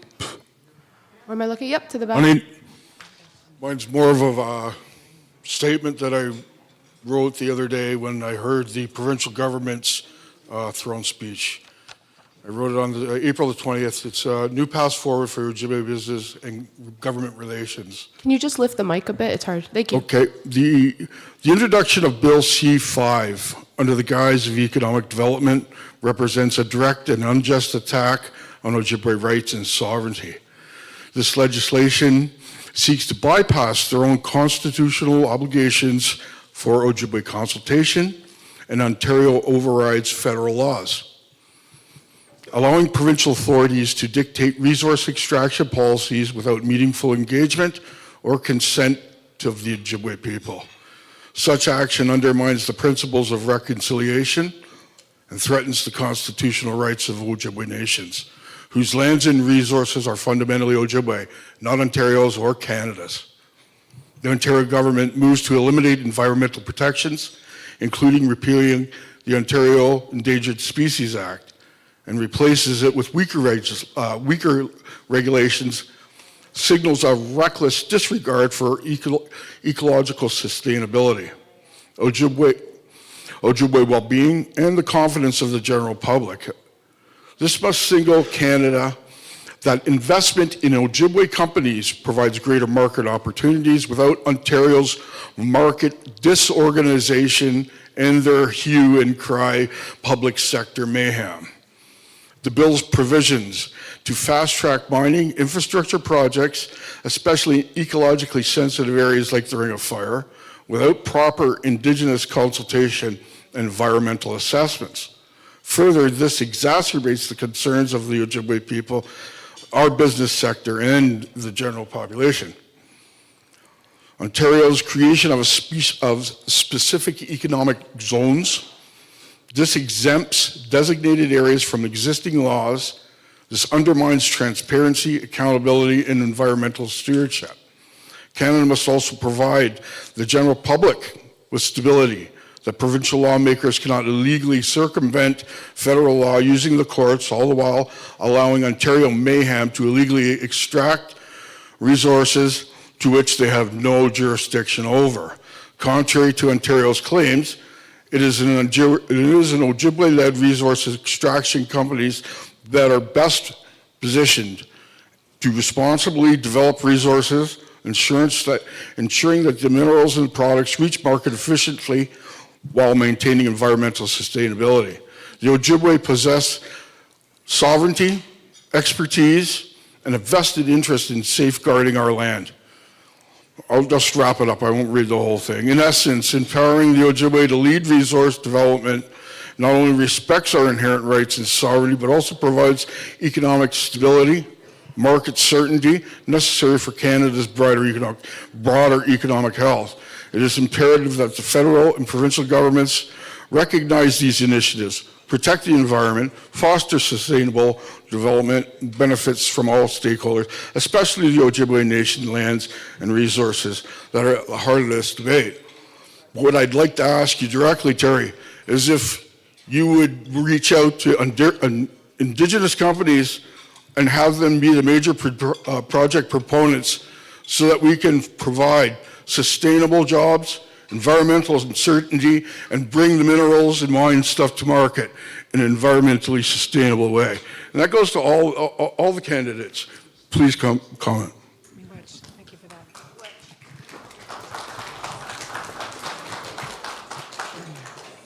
that. Thanks for that, Ken, and I believe that was some provincial legislation you were reading. So one of my fears is Pierre Poilievre has announced his platform, and he says that he is going to, get those minerals, he's going to get the timber, he's going to get all the resources in 6 months. 6 months. That leaves no room for consultations with Indigenous people. So that goes hand in glove with the provincial C5, which makes it doubly worse. We are committed to do, proper consultation. and to allow Indigenous communities to do, not us doing it, but Indigenous communities as well to do the consultations and respecting their traditional territories, you know? And that's how it has to be happen. We don't need somebody trying to get votes saying, I'm going to get something done in 6 months, because we know that's not going to happen. It won't happen. So we're committed to continue to do that. And we're also going to build the capacity within our relationship to make sure that, you know, it's properly resourced, these consultations. So, Chief Miigwech. But not only just properly resource the consultation process, but you're spending billions of dollars on funding different programs, putting roads in. Why not fund the Ojibwe-led companies as the major project proponent so that we can stand there and protect the species, protect the environment, and still maintain economic certainty within the marketplace? Agreed, and we're going to increase that funding too. I know exactly where you're coming from in terms of our relationship with the Ontario government. I think that the use of MZOs, so municipal zoning orders, the mining system, the online mining staking system, has been a massive issue in terms of infringing on First Nations rights, and that's something that I've been advocating for quite a while at our own level with the provincial government, and I think in supporting the chiefs in their fight against that. And I think I'm going to go back to what I was talking about earlier when I was talking about UNDRIP. So we just seen 2 weeks ago a court talking about how UNDRIP is now the law of the land.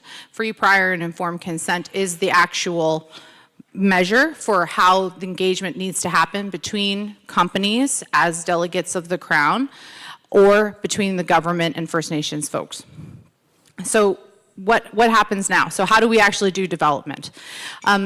There's barriers in banking that need to be reviewed for First Nations companies to be able to leverage the kind of finances that they need to be involved at this level. So if you're talking about building roads, you're talking about building, for Mississauga First Nation, it's with Wasmo and Power and looking at transmission lines.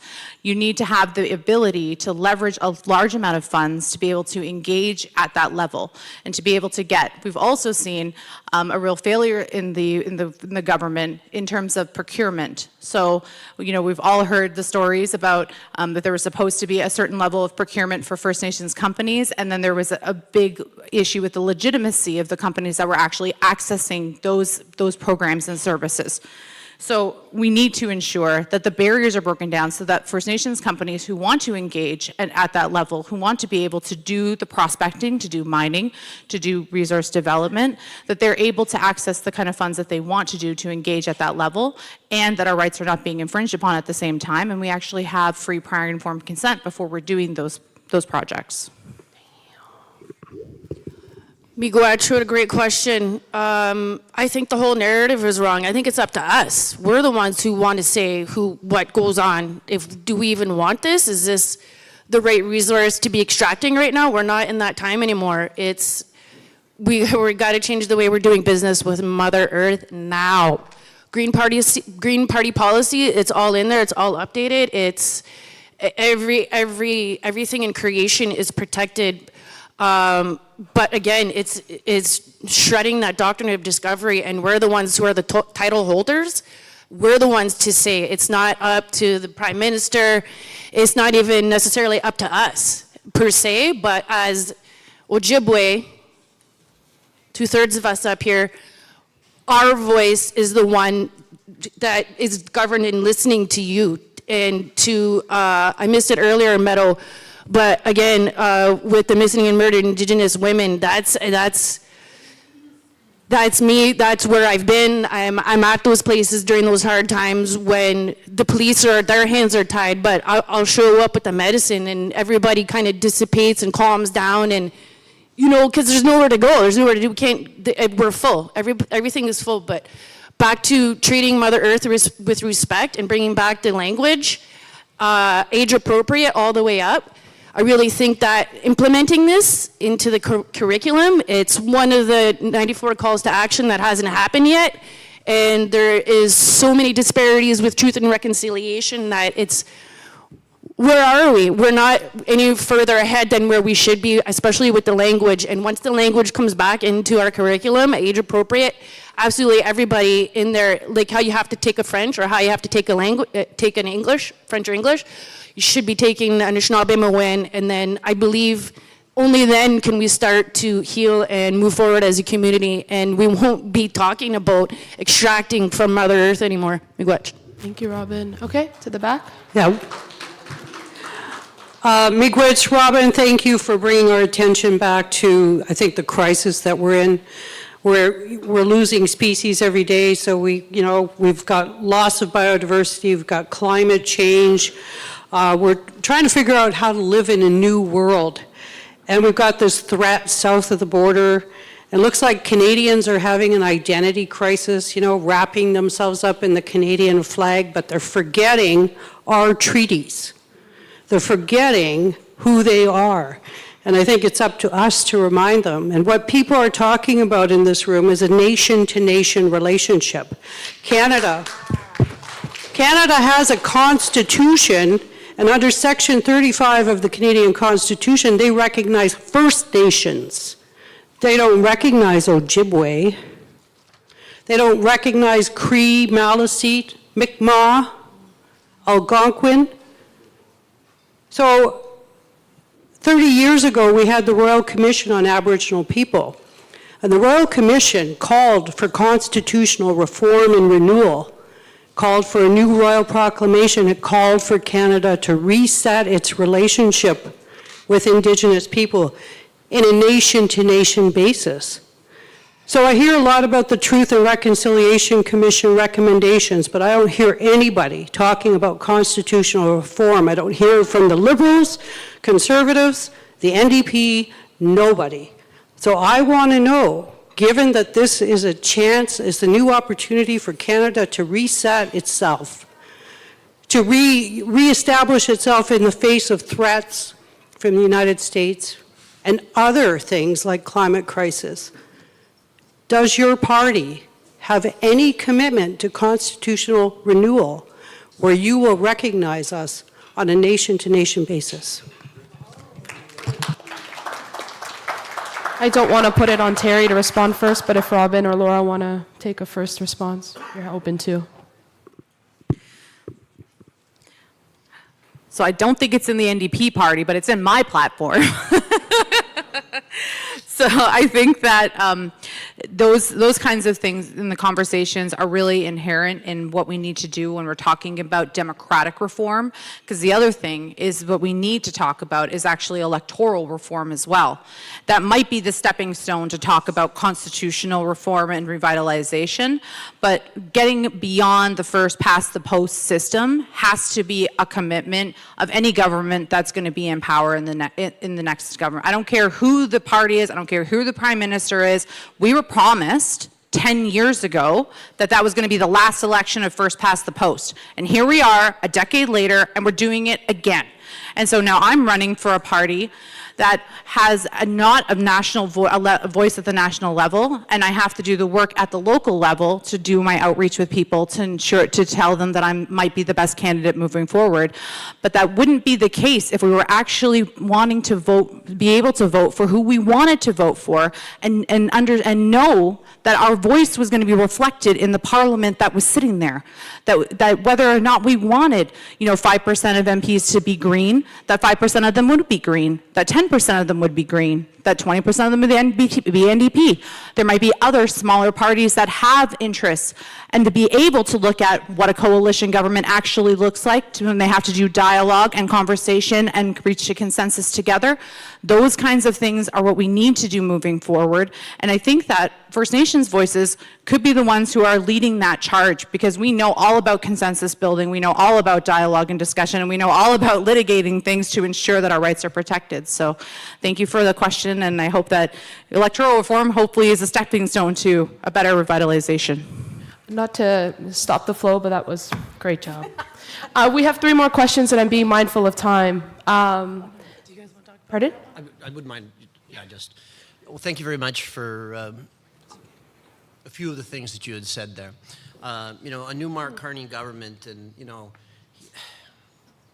he is committed, and we are committed to fundamentally advancing the processes of reconciliation, but this must be grounded in the rights of First Nations, in alignment with Section 35 of the Constitution and the implementation of the United Nations Declaration of the Rights of Indigenous Peoples. We are committed, and I am committed, to working to a better way for self-determination and to expedite it and to work closer and quicker. If things need to be changed, you know, in the Constitution, we'll have to take a look at it. I understand that that is a lot of heavy lifting, because as soon as you open the Constitution, then everybody else wants to take things at it. But you and I need to talk more. We need to talk more. We need to accelerate this. We got to figure this out. We have a new Liberal government that is committed to doing this, and we have to do that. On your observations about Trump, I got a text from an individual from Thessalon First Nation last night. He was very, very, very, very concerned about, if you don't mind, I'm just going to take a look at it. Can you read it in 5 seconds? Oh, yeah, in 2 seconds. The issue was that, you know, a lot of people that are going across to the United States are not being respected. They're not being respected. They are being, you know, they're not, they used to be able to go over with their card, right? And a lot of times they wouldn't even ask for a card. But now the guards are asking for a letter. And, you know, this letter is an affront to them. And it's the blood letter, right? Okay. The blood quantum letter. I'm going to pass it over to Nadine Sorry. just because. Sorry. Okay, you have 30 seconds. Treaty office, I almost forgot the whole question, but the judges are not doing, they're not holding their end of the bargain as far as enforcing L word legislation. They need to do their part as well and stop letting people off the hook, especially people like me who are advocating for our Indigenous rights. And Ogama over here helped me try to do that. Dean Sayers, he tried to help me do that with his current government, and it was a fail. Miigwech. Thank you so much. Nadine? Ani bonjour. Miskwe Zemba, Nagdijanakos. Mainganandorum, Thessalon and Dojaba. My name's Winona, and I am an ex-conservative. So, just getting that all out right now. Getting that all out right now. I know my way around politics. I ran for the nomination for the Conservative Party and all of that stuff, and I appreciate 100% the position that you guys are in, and I appreciate it, and I thank you. However, I do think it's important. In my clan, as a Wolf clan, we're very committed to our community and to our families. And I don't know if you all saw this, but I was really offended recently when the Conservative Party decides to support a residential school denialist. And I agree that it is our responsibility to be able to speak up, and I did, but my concern is I didn't hear it from anyone else.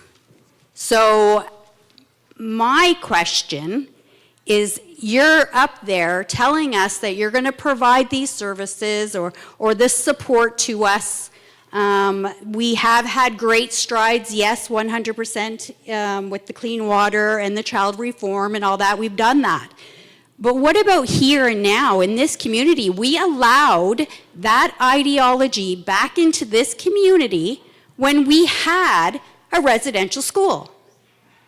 So the very fact that I was the one that had to speak up to it, really, I have to say, I'm shocked. So I'd like to know, is it because you didn't know, you weren't aware of the people that you're running against? Or is it, like, what assurances do I have that you're going to protect this community, not just what whoever above you is going to say? Miigwech. Thank you for the question. We're going to keep it to 30 seconds, and I hope you've had considered this question already before responding, because I think it should be top of mind for many of us. So yeah, who wants to respond first? I'll go. I'm the grandchild of residential school survivors. I've done ceremony at Spanish residential school. What's happening with Aaron Gunn on Vancouver Island is atrocious. I can't believe that this is where we are socially. It might mean that it needs to get legislated, right? That residential school denialism is something that actually needs to get legislated to get dealt with, because we've heard about it far too much, and we might need to get that into legislation to ensure that we are not having this conversation over and over again. Thank you so much, Laura. Terry? I agree with you, Winona, that thank you for standing up. I'm seeing more and more people standing up online and social media against Trump, against Polyev. So Chimigwich on that. Residential school denial has absolutely no place in this country. And unfortunately, this isn't the first time with the Conservatives. They have a history of doing this throughout. So we will continue to stand with the survivors, the children, the grandchildren, and the communities. So thank you. Thank you, Terry. Robin?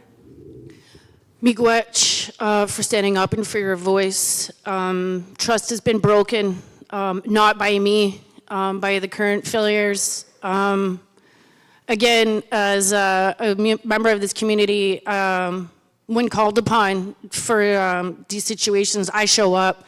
Unlike the Conservative candidate, again, who I think is failing our community at protecting our women and children, and we've seen that. There's no space for that today.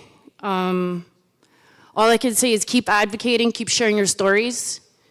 You know, as far as my own healing and my own anger right now, it's the medicines are doing their thing, and I really appreciate those in the community that keep our lodges and keep our language, and that's my outlet personally where I go. I have to. I can't not let that rage and that anger take over as much as I really want to do something, especially because of the lack in current leadership. But this is why I'm here. Miigwech. Just a personal comment from the moderator, who shouldn't be commenting. It's a moderator position. Winona, I do appreciate that you remind us that Conservatives, even if ex-Conservatives, you are community members who care, and so you're going to put the questions and scrutiny to all candidates. And who candidate tonight is not here? Conservatives. Daniel, please take the mic. Hi, my name is Enrica, Standing Bear Grandmother's Keeper. I'm from Weequampong. I'm also from the Athabasca and Chippewa First Nation. I come over here, you know, I've lived in various urban communities throughout Ontario and different places. And a lot of times I feel that my voice slips through the cracks because I'm not from Garden River, I'm not from Batchewana, I'm not from Gouli, or I'm not from Wiki, or I'm not from whatever reserve that community, that city, that town is close to. I'm not a member from there. So my voice doesn't get heard so much in chief and council and stuff like that. And being here, there are many other Indigenous people because we're at a border town. And there's many, so we have the Indian Friendship Center, which should be a place for us to be able to go. But there's no positions that are elected, and I'm not too sure about city council, what kind of representative there is there, but even for all the parties, there needs to be a consultation, you know, because even in yeah, they want our vote now, because we're allowed to vote since 1960, right? But, you know, even in that voting, we're still not citizens in Canada, we're wards. We're not, you know, recognized. When they want to assimilate us because we're sovereign, that's why we're not. You know, these are nation-to-nation agreements. And being here, being able to be that person that comes around is my voice often slips through the cracks. I don't get the support from the Indigenous Center. Like if my kids or whatever are going to a program in school, the Garden River, they get rides, the Batchewana, they get rides, they have access to the hot lunch program or whatever. I honestly think there should be a universal lunch program in all the schools that everybody should be able to have access to a hot lunch. everybody should be able to eat something and have a hot lunch, you know. And you know, that's an urban for everybody, you know, because I'm there, a part of everybody, as we all are, and that inclusiveness. Also, too, I have 3 teenagers that are going to be going, and in my mind, I think about all this stuff going on, and we're headed to a war. You know, like, this plays in my mind. How are we training our kids? How are we being healthy, making sure everyone's healthy and looked after and cared for, so that we can effectively defend ourselves against this stuff that they want to annex and make us the 51st state without even including Indigenous voices in that conversation over there in Alberta. Not to make my, I know I got to make the time, but, my other concern is that my 3 teenagers, all looking for work. They all want to work. You know, they're not being recruited in the schools. There's no student council in the high schools, you know, teaching them about electing student councils, running for president, having a newsletter, having a newspaper. I don't see any of that in any of the schools happening around there where there's Indigenous councils like that. In the high schools, where it needs to begin so they can learn these things, this civic responsibility. They have a boring civics class that they all hate. Okay, not to make it any more, we're going to make it exciting now with the response from our panel here of candidates about youth unemployment and the interest for the future and potentially a war. And also, I will make a quick reminder, there will be a draw for the door prize, a new iPhone. Have to be present to win. So please stay with us as the candidates respond to this question for our youth. Miigwech, for the question. I do believe there are some community, if I'm not mistaken, Cafe for Good is geared to hiring Indigenous youth, and I definitely recommend going there and to the Cafe for Grocer. I do believe in support what we already have in this good way, but also, yes, in the schools, there does, the school my children went to, we did have a breakfast program, but you're right, there does need to be more as far as reallocating these dollars. And again, for me, that's holding accountability to the industry, the big corps, where they need to be reinvesting into our own community with these programming dollars, not necessarily always relying on the government. Laura, 30 seconds for you. Okay. I really, when you're talking about citizenship, I'm an expert on Indian Act reform and citizenship. I've lived it my entire life. We need to figure out what Section 6 of the Indian Act is to understand intertribal relations with those that are south of the medicine line. So I have a number of friends who are married to those who are in the United States, and their children are not eligible for status because anybody who is not a First Nations registered member is considered non-Indigenous. It doesn't make any sense at all. I also have relations who are married to Inuit person, and their children are not eligible for First Nation status. Also doesn't make a whole lot of sense. So we need to, when you're talking about Indian Act reform, we have the second generation cutoff reform coming up. It's going to take 5 to 7 years apparently. We need to ensure that we're centering First Nation voices. We're actually doing self-determination. We're letting the communities decide what citizenship looks like to them, because we understand that we have relations on the other side of the border within Inuit communities, and we recognize them as citizens. So we should understand what those amendments are going to look like. Thank you, Laura. Terry? I'm sorry, I didn't mean to speak you up. I do see another question, so I want to get to it. And thank you very much for being such a passionate mom. You know, your kids are lucky. So to answer your question, our government has implemented a school food program, and it's helping hundreds and hundreds of thousands of kids across this country. And in our platform, it was a sort of a temporary measure. We're making it permanent. And so we hope to expand that, so that I used to always say when I was on the school board, you can't learn on an empty stomach. And overall, my comment would be that you know, we need to continue to work with that, and I think we have one more question. So. Yes, I think we might have 2 even. But yes, to the back here with the mic. Thank you, former chief. Me? Okay. Anin Kino, for the benefit of Mr. Sheehan, my name is Scott McLeod. I'm Regional Chief for the Anishinaabe Nation for this region here, Lake Huron region. On this topic, however, I'm not only a spokesperson for the Anishinaabe Nation, but I'm also a spokesperson for Wawindamagawin, which is the Treaty of 1850, Robinson-Huron Treaty Group, as well as the Chiefs of Ontario. So in Manitoba, the Chiefs of Ontario, we all are in agreement that there's a rich history of Métis people. We don't deny it. We're quite well versed in how they came to be, the fact that, you know, there was mixed blood and then there was a buildup of a different culture, separation from the First Nations, but acceptance. They had their own territory, they had their own language, they had their own beliefs. And we fully acknowledge that. In Ontario, we have a group, a crown corporation called the Métis Nation of Ontario. And the only similarity between the people that belong to the MNO and the Red River Métis from out in Manitoba is the mixed blood part. Everything else is non-existent.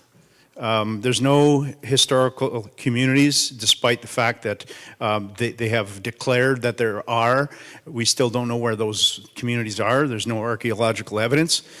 And some of these people, originally early on, have made their way back to our community because they're just simply shrapnel from the Indian Act for years of living under the Indian Act and being separated from our communities, many of which have made it back. But some were separated back as far as the mid-1700s.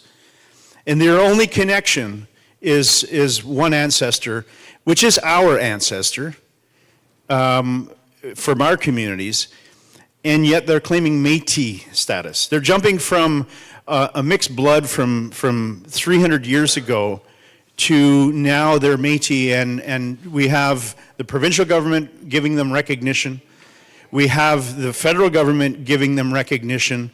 We worked very hard to stop Bill C-53, but we have a government even, and I mentioned this earlier, we have perhaps one of the most willing federal government parties to work with us in the history of Canada. But yet we still have to fight for these things. And what we're saying is that we acknowledge Métis' existence in this country, but that didn't happen here. We just have our communities that were fragmented, and mixed blood is not the only thing that constitutes a Métis person. So a lot of these people live privileged lives as white people, only to come back 200 years later and say, we want rights. And guess what? Your government is giving it to them. And they're also legislating a nation over our territory where it never existed. They're signing agreements with mining, impact benefit agreements. They're getting, since 1993, I think they've received close to $3 billion of federal and provincial dollars that is supposed to be for Indigenous communities.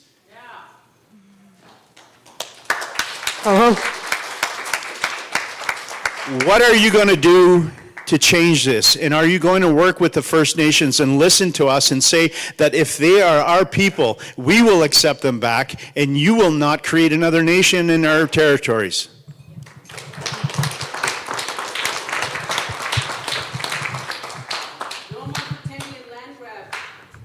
Let me begin by saying thank you, Chi Miigwech, for the lesson. Like I said at the beginning, I'm still learning, always learning. We met briefly. You were with many people. I shook your hand at the gathering for the RHT when they had Chief Shinwalk's pipe there, and I was privileged to hold that, and it was very special. My commitment is to sit down, as I have with the leadership in my area too as well, to work through these things, because I need to know more, I need to learn more, And my commitment now as well is I'm going to be expanding to all of the Algoma districts. So I look forward to sitting down and learning more from you from what you just said here. So thank you, Chief Miigwech, and I'll give you my cell phone number too. Thank you. Thank you, Terry. Laura? So is that a commitment to not bring up C-53 again and as part of the Liberal platform? It's just, I was part of the policy and I'm just wondering, and you can answer it afterwards. Some of the issues that have been happening is definitely that the Canadian government has been in the business of legislating who is First Nations, who's Inuit, and who's Métis, and the First Nations have not been able to be the ones who have self-determination to be able to define who is First Nations and who is not. And this is why Canada needs to get out of the business of defining who the citizenship of other nations.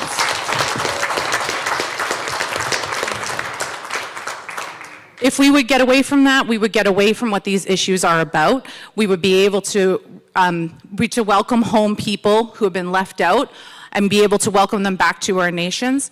And part of that is considering what I was talking about in terms of intertribal, international relationships.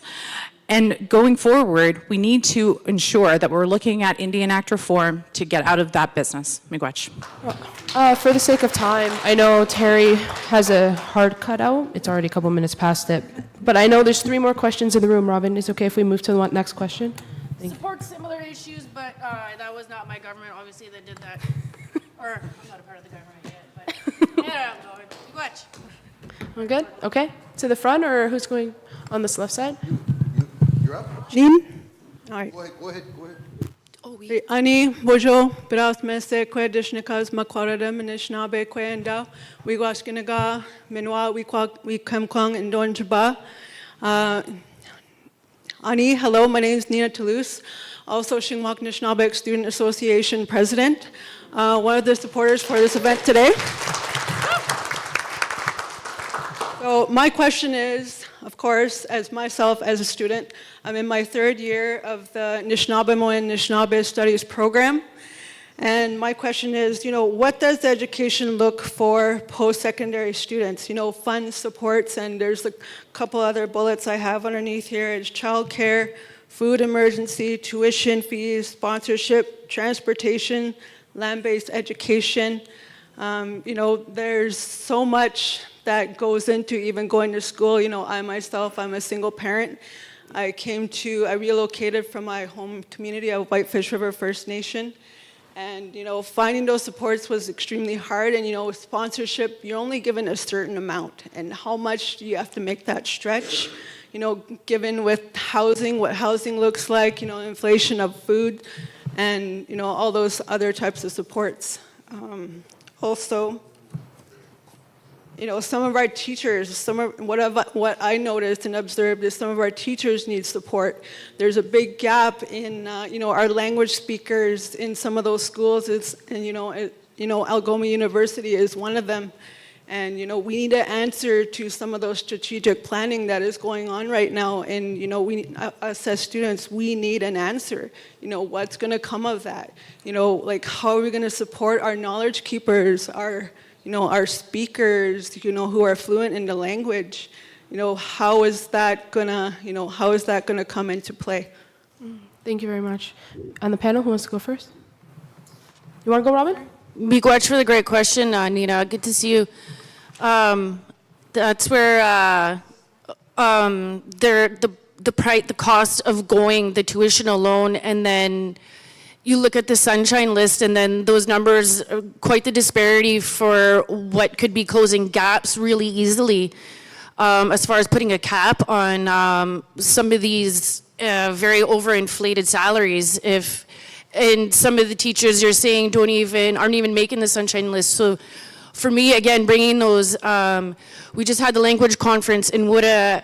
I almost feel like the casino is getting too small to host this event in this good way. If we had a paper that I did on Anishinaabe and revitalization, and all of the knowledge keepers and language teachers all around me, what a great time to be a part of learning, and I am grateful for that because I almost feel like I'm grasping for the language and I'm wanting more of it in this good way. SKG, I think that we have that space to host all these people that we just learned about this past year and semester, and I encourage all language keepers to come on out to SKG, that's across from Algoma University, and come spend some time with us students, and I'm sure we can coordinate that and have an open house to some of these suggestions. Miigwech. Laura? I absolutely understand what I was a first-gen student. I was in my last year of law school and my husband's last year of education. We were so poor that we were absolutely scraping together, gas money and going to the food bank and just trying to make the ends meet. And so it is incredibly difficult to be able to focus on your studies when you are struggling so much financially. So we need to look at that. I'm a big proponent of land-based education at Anishinaabe revitalization. I think that my contribution to that is that I married a language teacher and then I dragged him back to Algoma and made him teach here. So he's in the room right here. So I am absolutely a big proponent of Anishinaabe. Thank you, Laura. Terry, any comments before we go to the final question? Well, thank you very much. And when I began my comments, I'd mentioned about the SKG that was just one of the most beautiful things that, that I ever had the opportunity to work in partnership with the community to get to where it is today, and miigwech to everyone for what they did. I was really pleased to see in Mark Carney's platform that he launched lifelong education and training for First Nations people. It's launching a new Indigenous Pathways to Prosperity skill and training fund, which will support partnerships, between First Nations and communities and organizations and schools and training centers and, onto yourself with your own schools to advance, skills training and educational opportunities. And this will support the training of First Nations, doctors, teachers, builders, amongst other priority areas. And we're accelerating funding for access to post-secondary education so that more First Nation students can go to school and invest, in that infrastructure again. And then we're going to do protect the K through 12 education on reserve so that more First Nation kids can go to school surrounded by their language and their culture and their communities.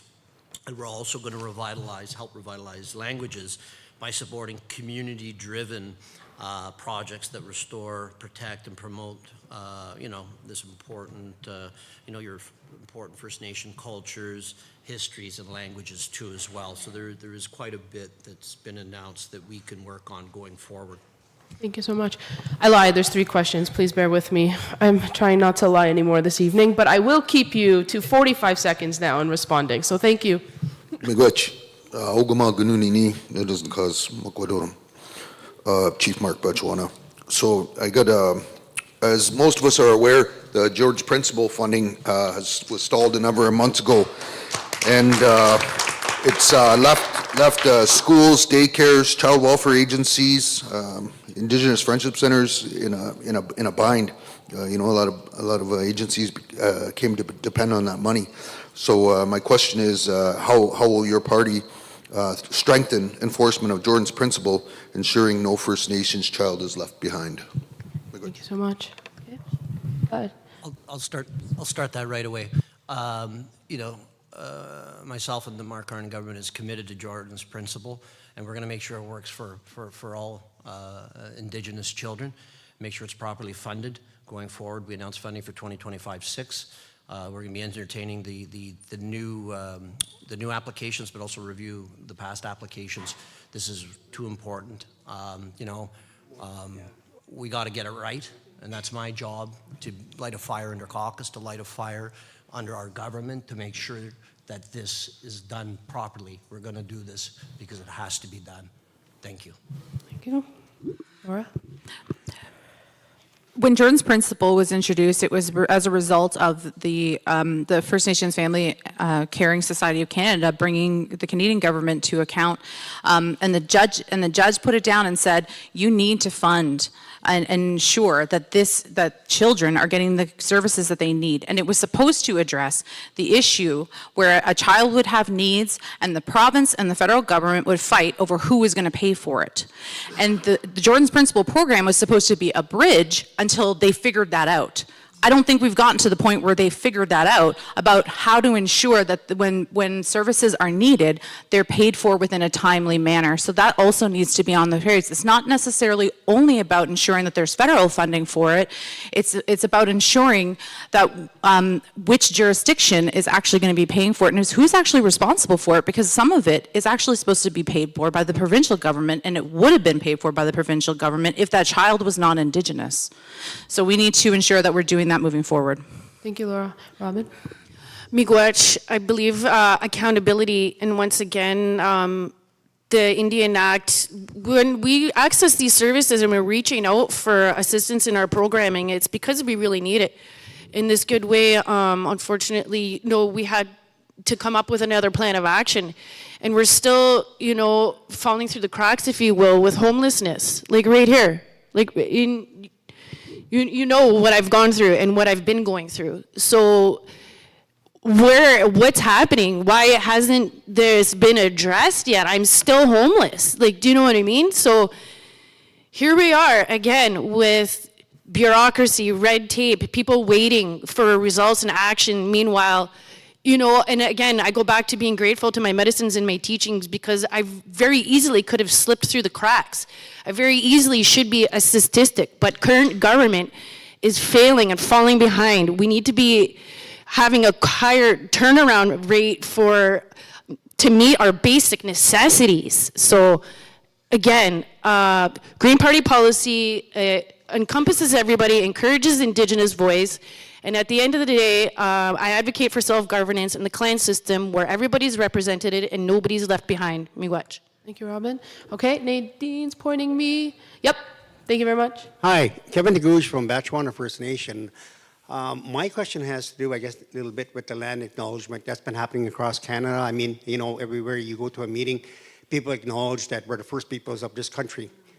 I guess my question is that, am I only, if it's land acknowledgement, we're saying we're the first people here and everything, when I look at legislation, it talks about us as First Nation people, we're acknowledged as First Nation people wherever we go, except underneath the Canada Revenue Agency. Why are we not recognized as First Nation people underneath there when it comes to taxation? I want to know that too, because that's exactly why I lost my home, for non-payment of a municipal tax that is not ours to pay. And I've tried to bring this up time and time and again. So again, miigwech for that, and I would love for the current government to have accountability now. Yeah, that needs to be happening with the CRA. I'm sorry, we're just going to go this way. I know that there's been an issue with First Nations pensioners who are living on reserve, who earned their living on reserve, with their pensions being taxed when they're in their retirement age. And so that's actually, it was something that I helped write a letter to the Minister of Finance to actually figure out, this is a policy concern, a bureaucratic concern. Why can't we fix this to ensure that we're not penalizing our pensioners for working hard all their life and then getting their pension from working on First Nations? So, thank you for that. Thank you, Laura. Anything, Terry? You're also down to 30 seconds. Yep. And thank you very much for that. I will also advocate for you as well and on this issue. Miigwech. Thank you, Terry.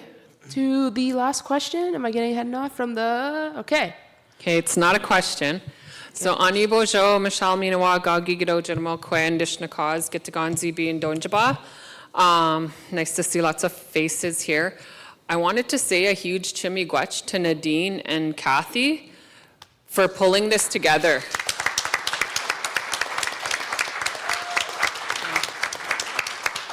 Presently, right now, I think it's going on for 4 years, maybe 5. I'm with the Algoma District School Board, and I'm an Indigenous grad coach and cultural navigator. And I've been in this position, and they changed my role within it. I was 7 and 8 grad coach for a little bit. And they were like, Michelle, you're learning how to strongly advocate for our families. And it's things like this that teach us to live in a colonized government, because we have to re-educate our people. I think this is my first time really ever paying attention. Nadine came over for coffee last night and we were talking. And I want the families to know, and a lot of families do know, we don't have a grad coach at every school, but we have representation. So when our FNMI families, our First Nations, Métis, and Inuit families are in the school, they don't feel like they're being serviced properly. There's ways that we can service and get out to your school. I see Robin smiling over there. I want to giggle because Robin was that cute little 14, 15-year-old honor roll student. When I was the first high school counselor, like, I laugh because I don't want to think I'm that old. And then I look at Conrad, and Conrad was the trustee back then. But when we see our Anishinaabe faces in the fields, I've been with Kathy for a long time. So working with the Friendship Center, that was where my first job was. And I think like we have to constantly be open-minded to our connections in our community, our connections in our city. Terry Sheehan's office, Sandra, is that her name? You had a secretary named Sandra? She doesn't work with. Okay, no, but she helped me so much going through living off reserve, separating with my children's dad, like, you know, all those different things. But even like drug and alcohol worker, trying to understand losing our people, our homelessness, but right now, the position I'm in is to try and understand stuff like this so I can help the kids on our youth councils. We do have youth councils in every high school. We have a Northern Indigenous Youth Council. We have an Indigenous Advisory Committee. We have systems to support our people, but we don't have to hesitate. We don't have to hold our voices back anymore. Because a long time ago, we didn't know how to use that. So I just want to say a huge miigwech to Kathy and Bean. Miigwech. We have one more final question, and then we're going to close it down. Thank everybody, and then go and do our draw. Miigwech. Nawe gama kukwe dishnikas wikwamkong minidu nursing donjba. First of all, I want to thank everyone for being here. I know it's hard to be away from home because we have responsibilities, but also it's hard. It's a hard thing to do. It's hard being away from home. I'm from Wikwemikong on Manitoulin Island. Sault Ste. Marie is my home now. And what I'm afraid about is the children that I have, my grandchildren, the women of our communities, those elders that are talking. We all are in such hurt. And I never come to anything like this. You know, I've been working and I left home because my community wasn't supporting the life that I wanted for my children. I wanted culture, I wanted tradition, I wanted language. I moved away because it wasn't supportive in the school system. Today, my children are so strong in their culture, their knowledge, ceremony of their own identity. Why do I have to move and come here to do that? Why are my children had to suffer because they couldn't get any kind of support because they were off reserve? You know, you are all trying to work at this. I worked my butt off. I'm sorry to say that. I worked my ass off for my children, for my family, when doors were shut all the time. You know, we talk about land base. You know, that's what I work so hard at, and I'm giving that to children right across the country right now I'm doing it for schools, I'm doing it for young ones. But what's happening is we're still missing something. This government that we have is not doing their part. You want all of us to be supportive and try and vote. You know, like half of these, this room should be full. If you think about how many communities are represented here in Sault Ste. Marie, how many community members from all over the country. You heard talking about grandma there from Alberta. Why are we not being heard? Why are, you know, these guys here having to speak on our behalf? You know, they should be able to just, you know, we should be able to be living here and enjoying what we have. But it's not happening. Our children are still struggling in school. Our teachers, our students are still struggling. They're struggling trying to make ends meet. Our children still have to wait. They're learning language from a non-Indigenous person. Why? I asked that question, why? Why is it in our Head Start program where you have children, and we talk about that. I hear that all the time. Our leaders say our children are our future. But put your money where your mouth is. What about those children? They're slipping through those cracks. They're not getting the services they need. Jordan's principle. You know, everything is slipping through. Our kids are still being taken away. They're still in the system. Why? Because we have to abide by policy, program, and they got to set up to fight each other for those dollars. It's crazy. It's ridiculous. 2025, we're fighting amongst each other. This is crazy. And I ask this question to you. What are you going to do for all of us here? Because we're tired of this. We're tired of it. It's not going anywhere. You know, what are you going to do? You know, our children are still suffering. Our children, our families are still on the streets. Some of them are still homeless. Some of them still can't pay their bills.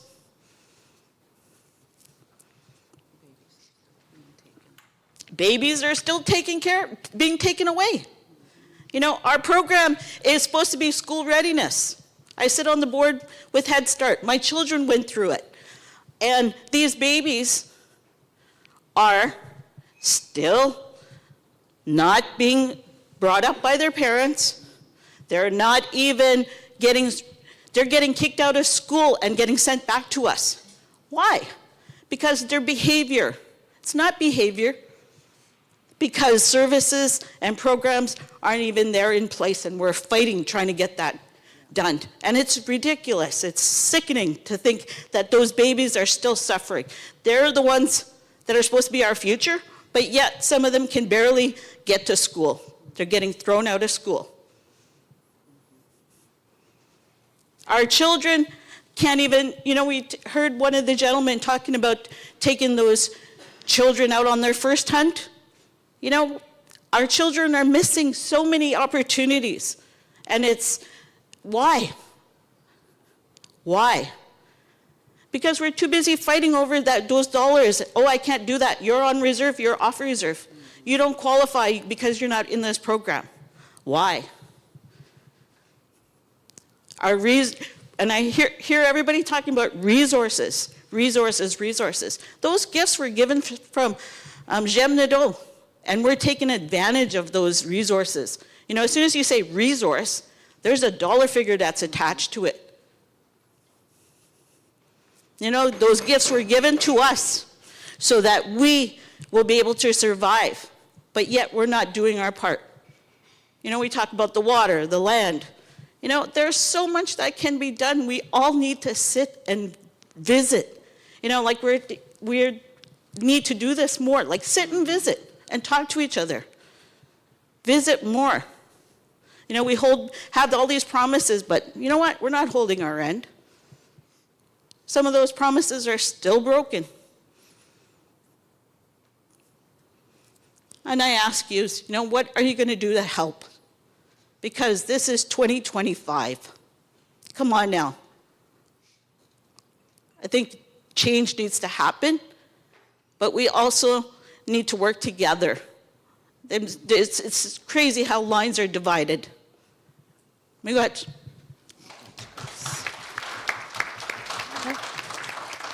Who wants to respond first?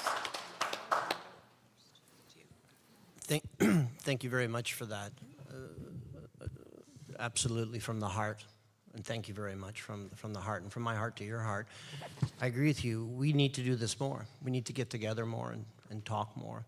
I'm the representative for the Sault Ste. Marian area, and I meet frequently with Baawaating and Garden River that I represent. I meet with the Indigenous Friendship Center.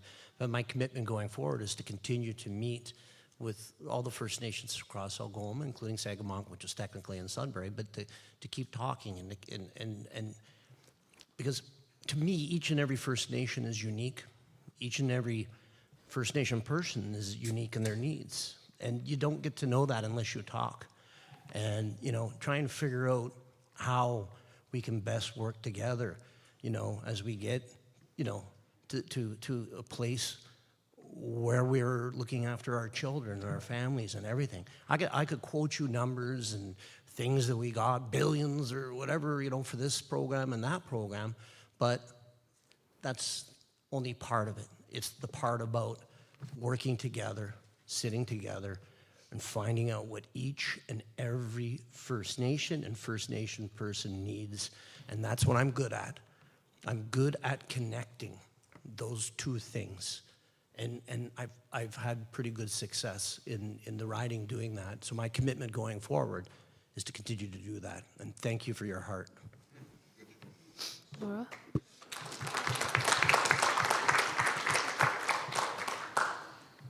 We need to elect more matriarchs to Parliament. That's what we need to do. We need you there. We need people in here who are matriarchs to be up there. We look at what's going on about setting the example. We look at what's going on in Manitoba, right? And every time I look at what's going on in Manitoba, I'm jealous because I'm from Ontario. And I see that there are these gaps in the system that their government, through collaboration, through understanding, they're cutting through it. Right? They're saying, how can we get health care? How can we get free health? How do we get free lunches to kids? How do we do these things? And they're doing that with collaboration between the Indigenous lands and between the Canadian lands, and they're bringing them together and making a plan and acting on it. So I think that part of the issue there is we need to have more voices in Parliament to ensure that we're setting the example nationally.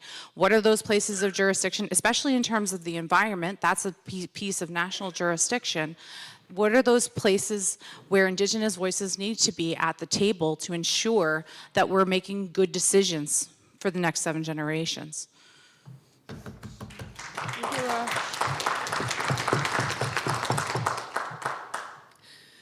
Miigwech, Makak.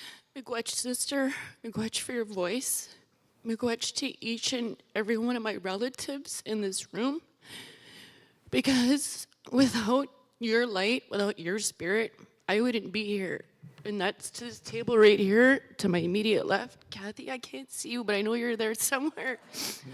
Ugama Dean, Ugama Mark, Miigwech. Ugama Glenn, Hera, Miigwech. But I kept hearing you ask why. And I do believe that it is still a genocidal tactic. I do believe it is corruption. And I do believe I was targeted in this way that my voice still hasn't been heard. And I was supported, like I said, by our chief here previously. We tried to bring these issues to the municipality. We weren't heard. The provincial government also. And I almost can't even, I'm so sorry, but this is the honest truth. Terry, I can't listen to you do another land acknowledgement considering everything we just heard. You're not even honoring or acknowledging what I've been through and what I'm bringing to this table to you. Once you start acknowledging and what you put me and my children through, only then will true reconciliation start to happen. Only then will we maybe begin to trust a government again. But right now, the trust is not there because everything you just spoke to and to all the other issues we're talking to you about right now. This is why I'm here. I am grateful to be alive because of all these elders and all these other people in this room, and you know who you are. Miigwech Michelle. Miigwech to every single one of you. But I'm here because I have a strong voice, and I know how to achieve accountability through logistics and supply, and one of my duties exactly is that. Accountability. You need to come to the table and have some accountability and recognize the indigenous issues I've already brought to the table. Miigwech. Thank you, Robin. Yeah, Kathy, do you want to come up and do a closing? Recap? Sharon. Join us at the front, please.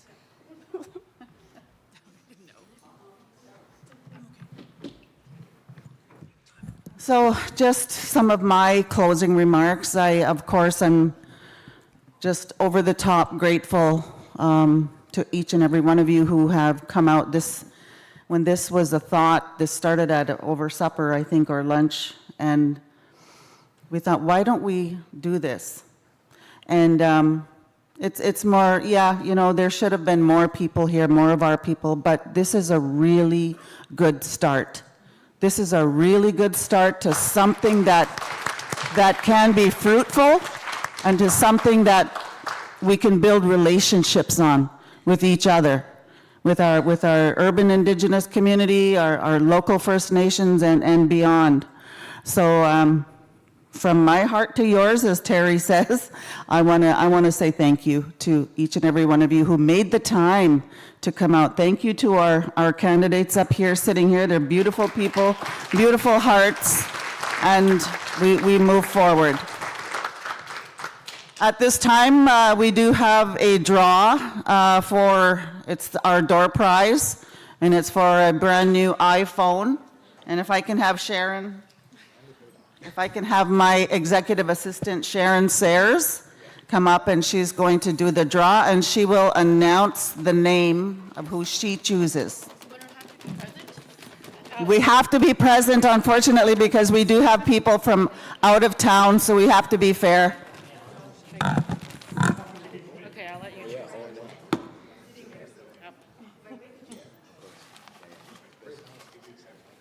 Drum roll.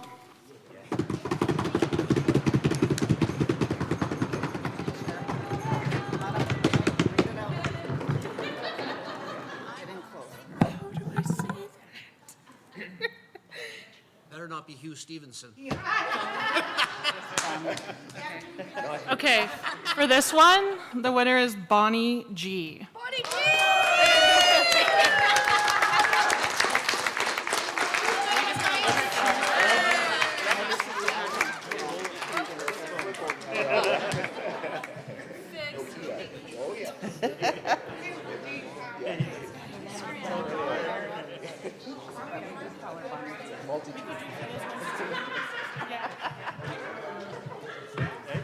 Yeah. Maybe? I don't know. What time is it? Okay. Very good. I forgot to mention, we do have prizes up here on the stage that was donated by the Anishinaabe Nation. So if you feel like coming up and getting a little something, taking it home, please do. Huh?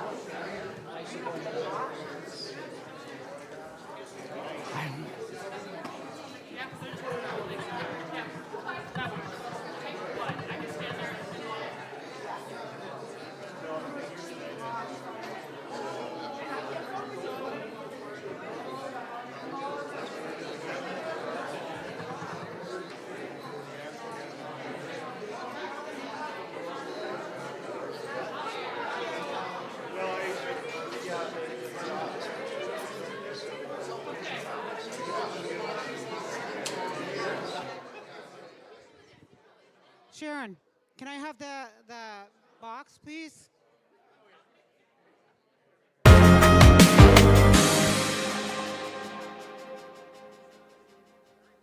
Okay, I'm going to draw names, and everybody has a chance to come up and pick a prize.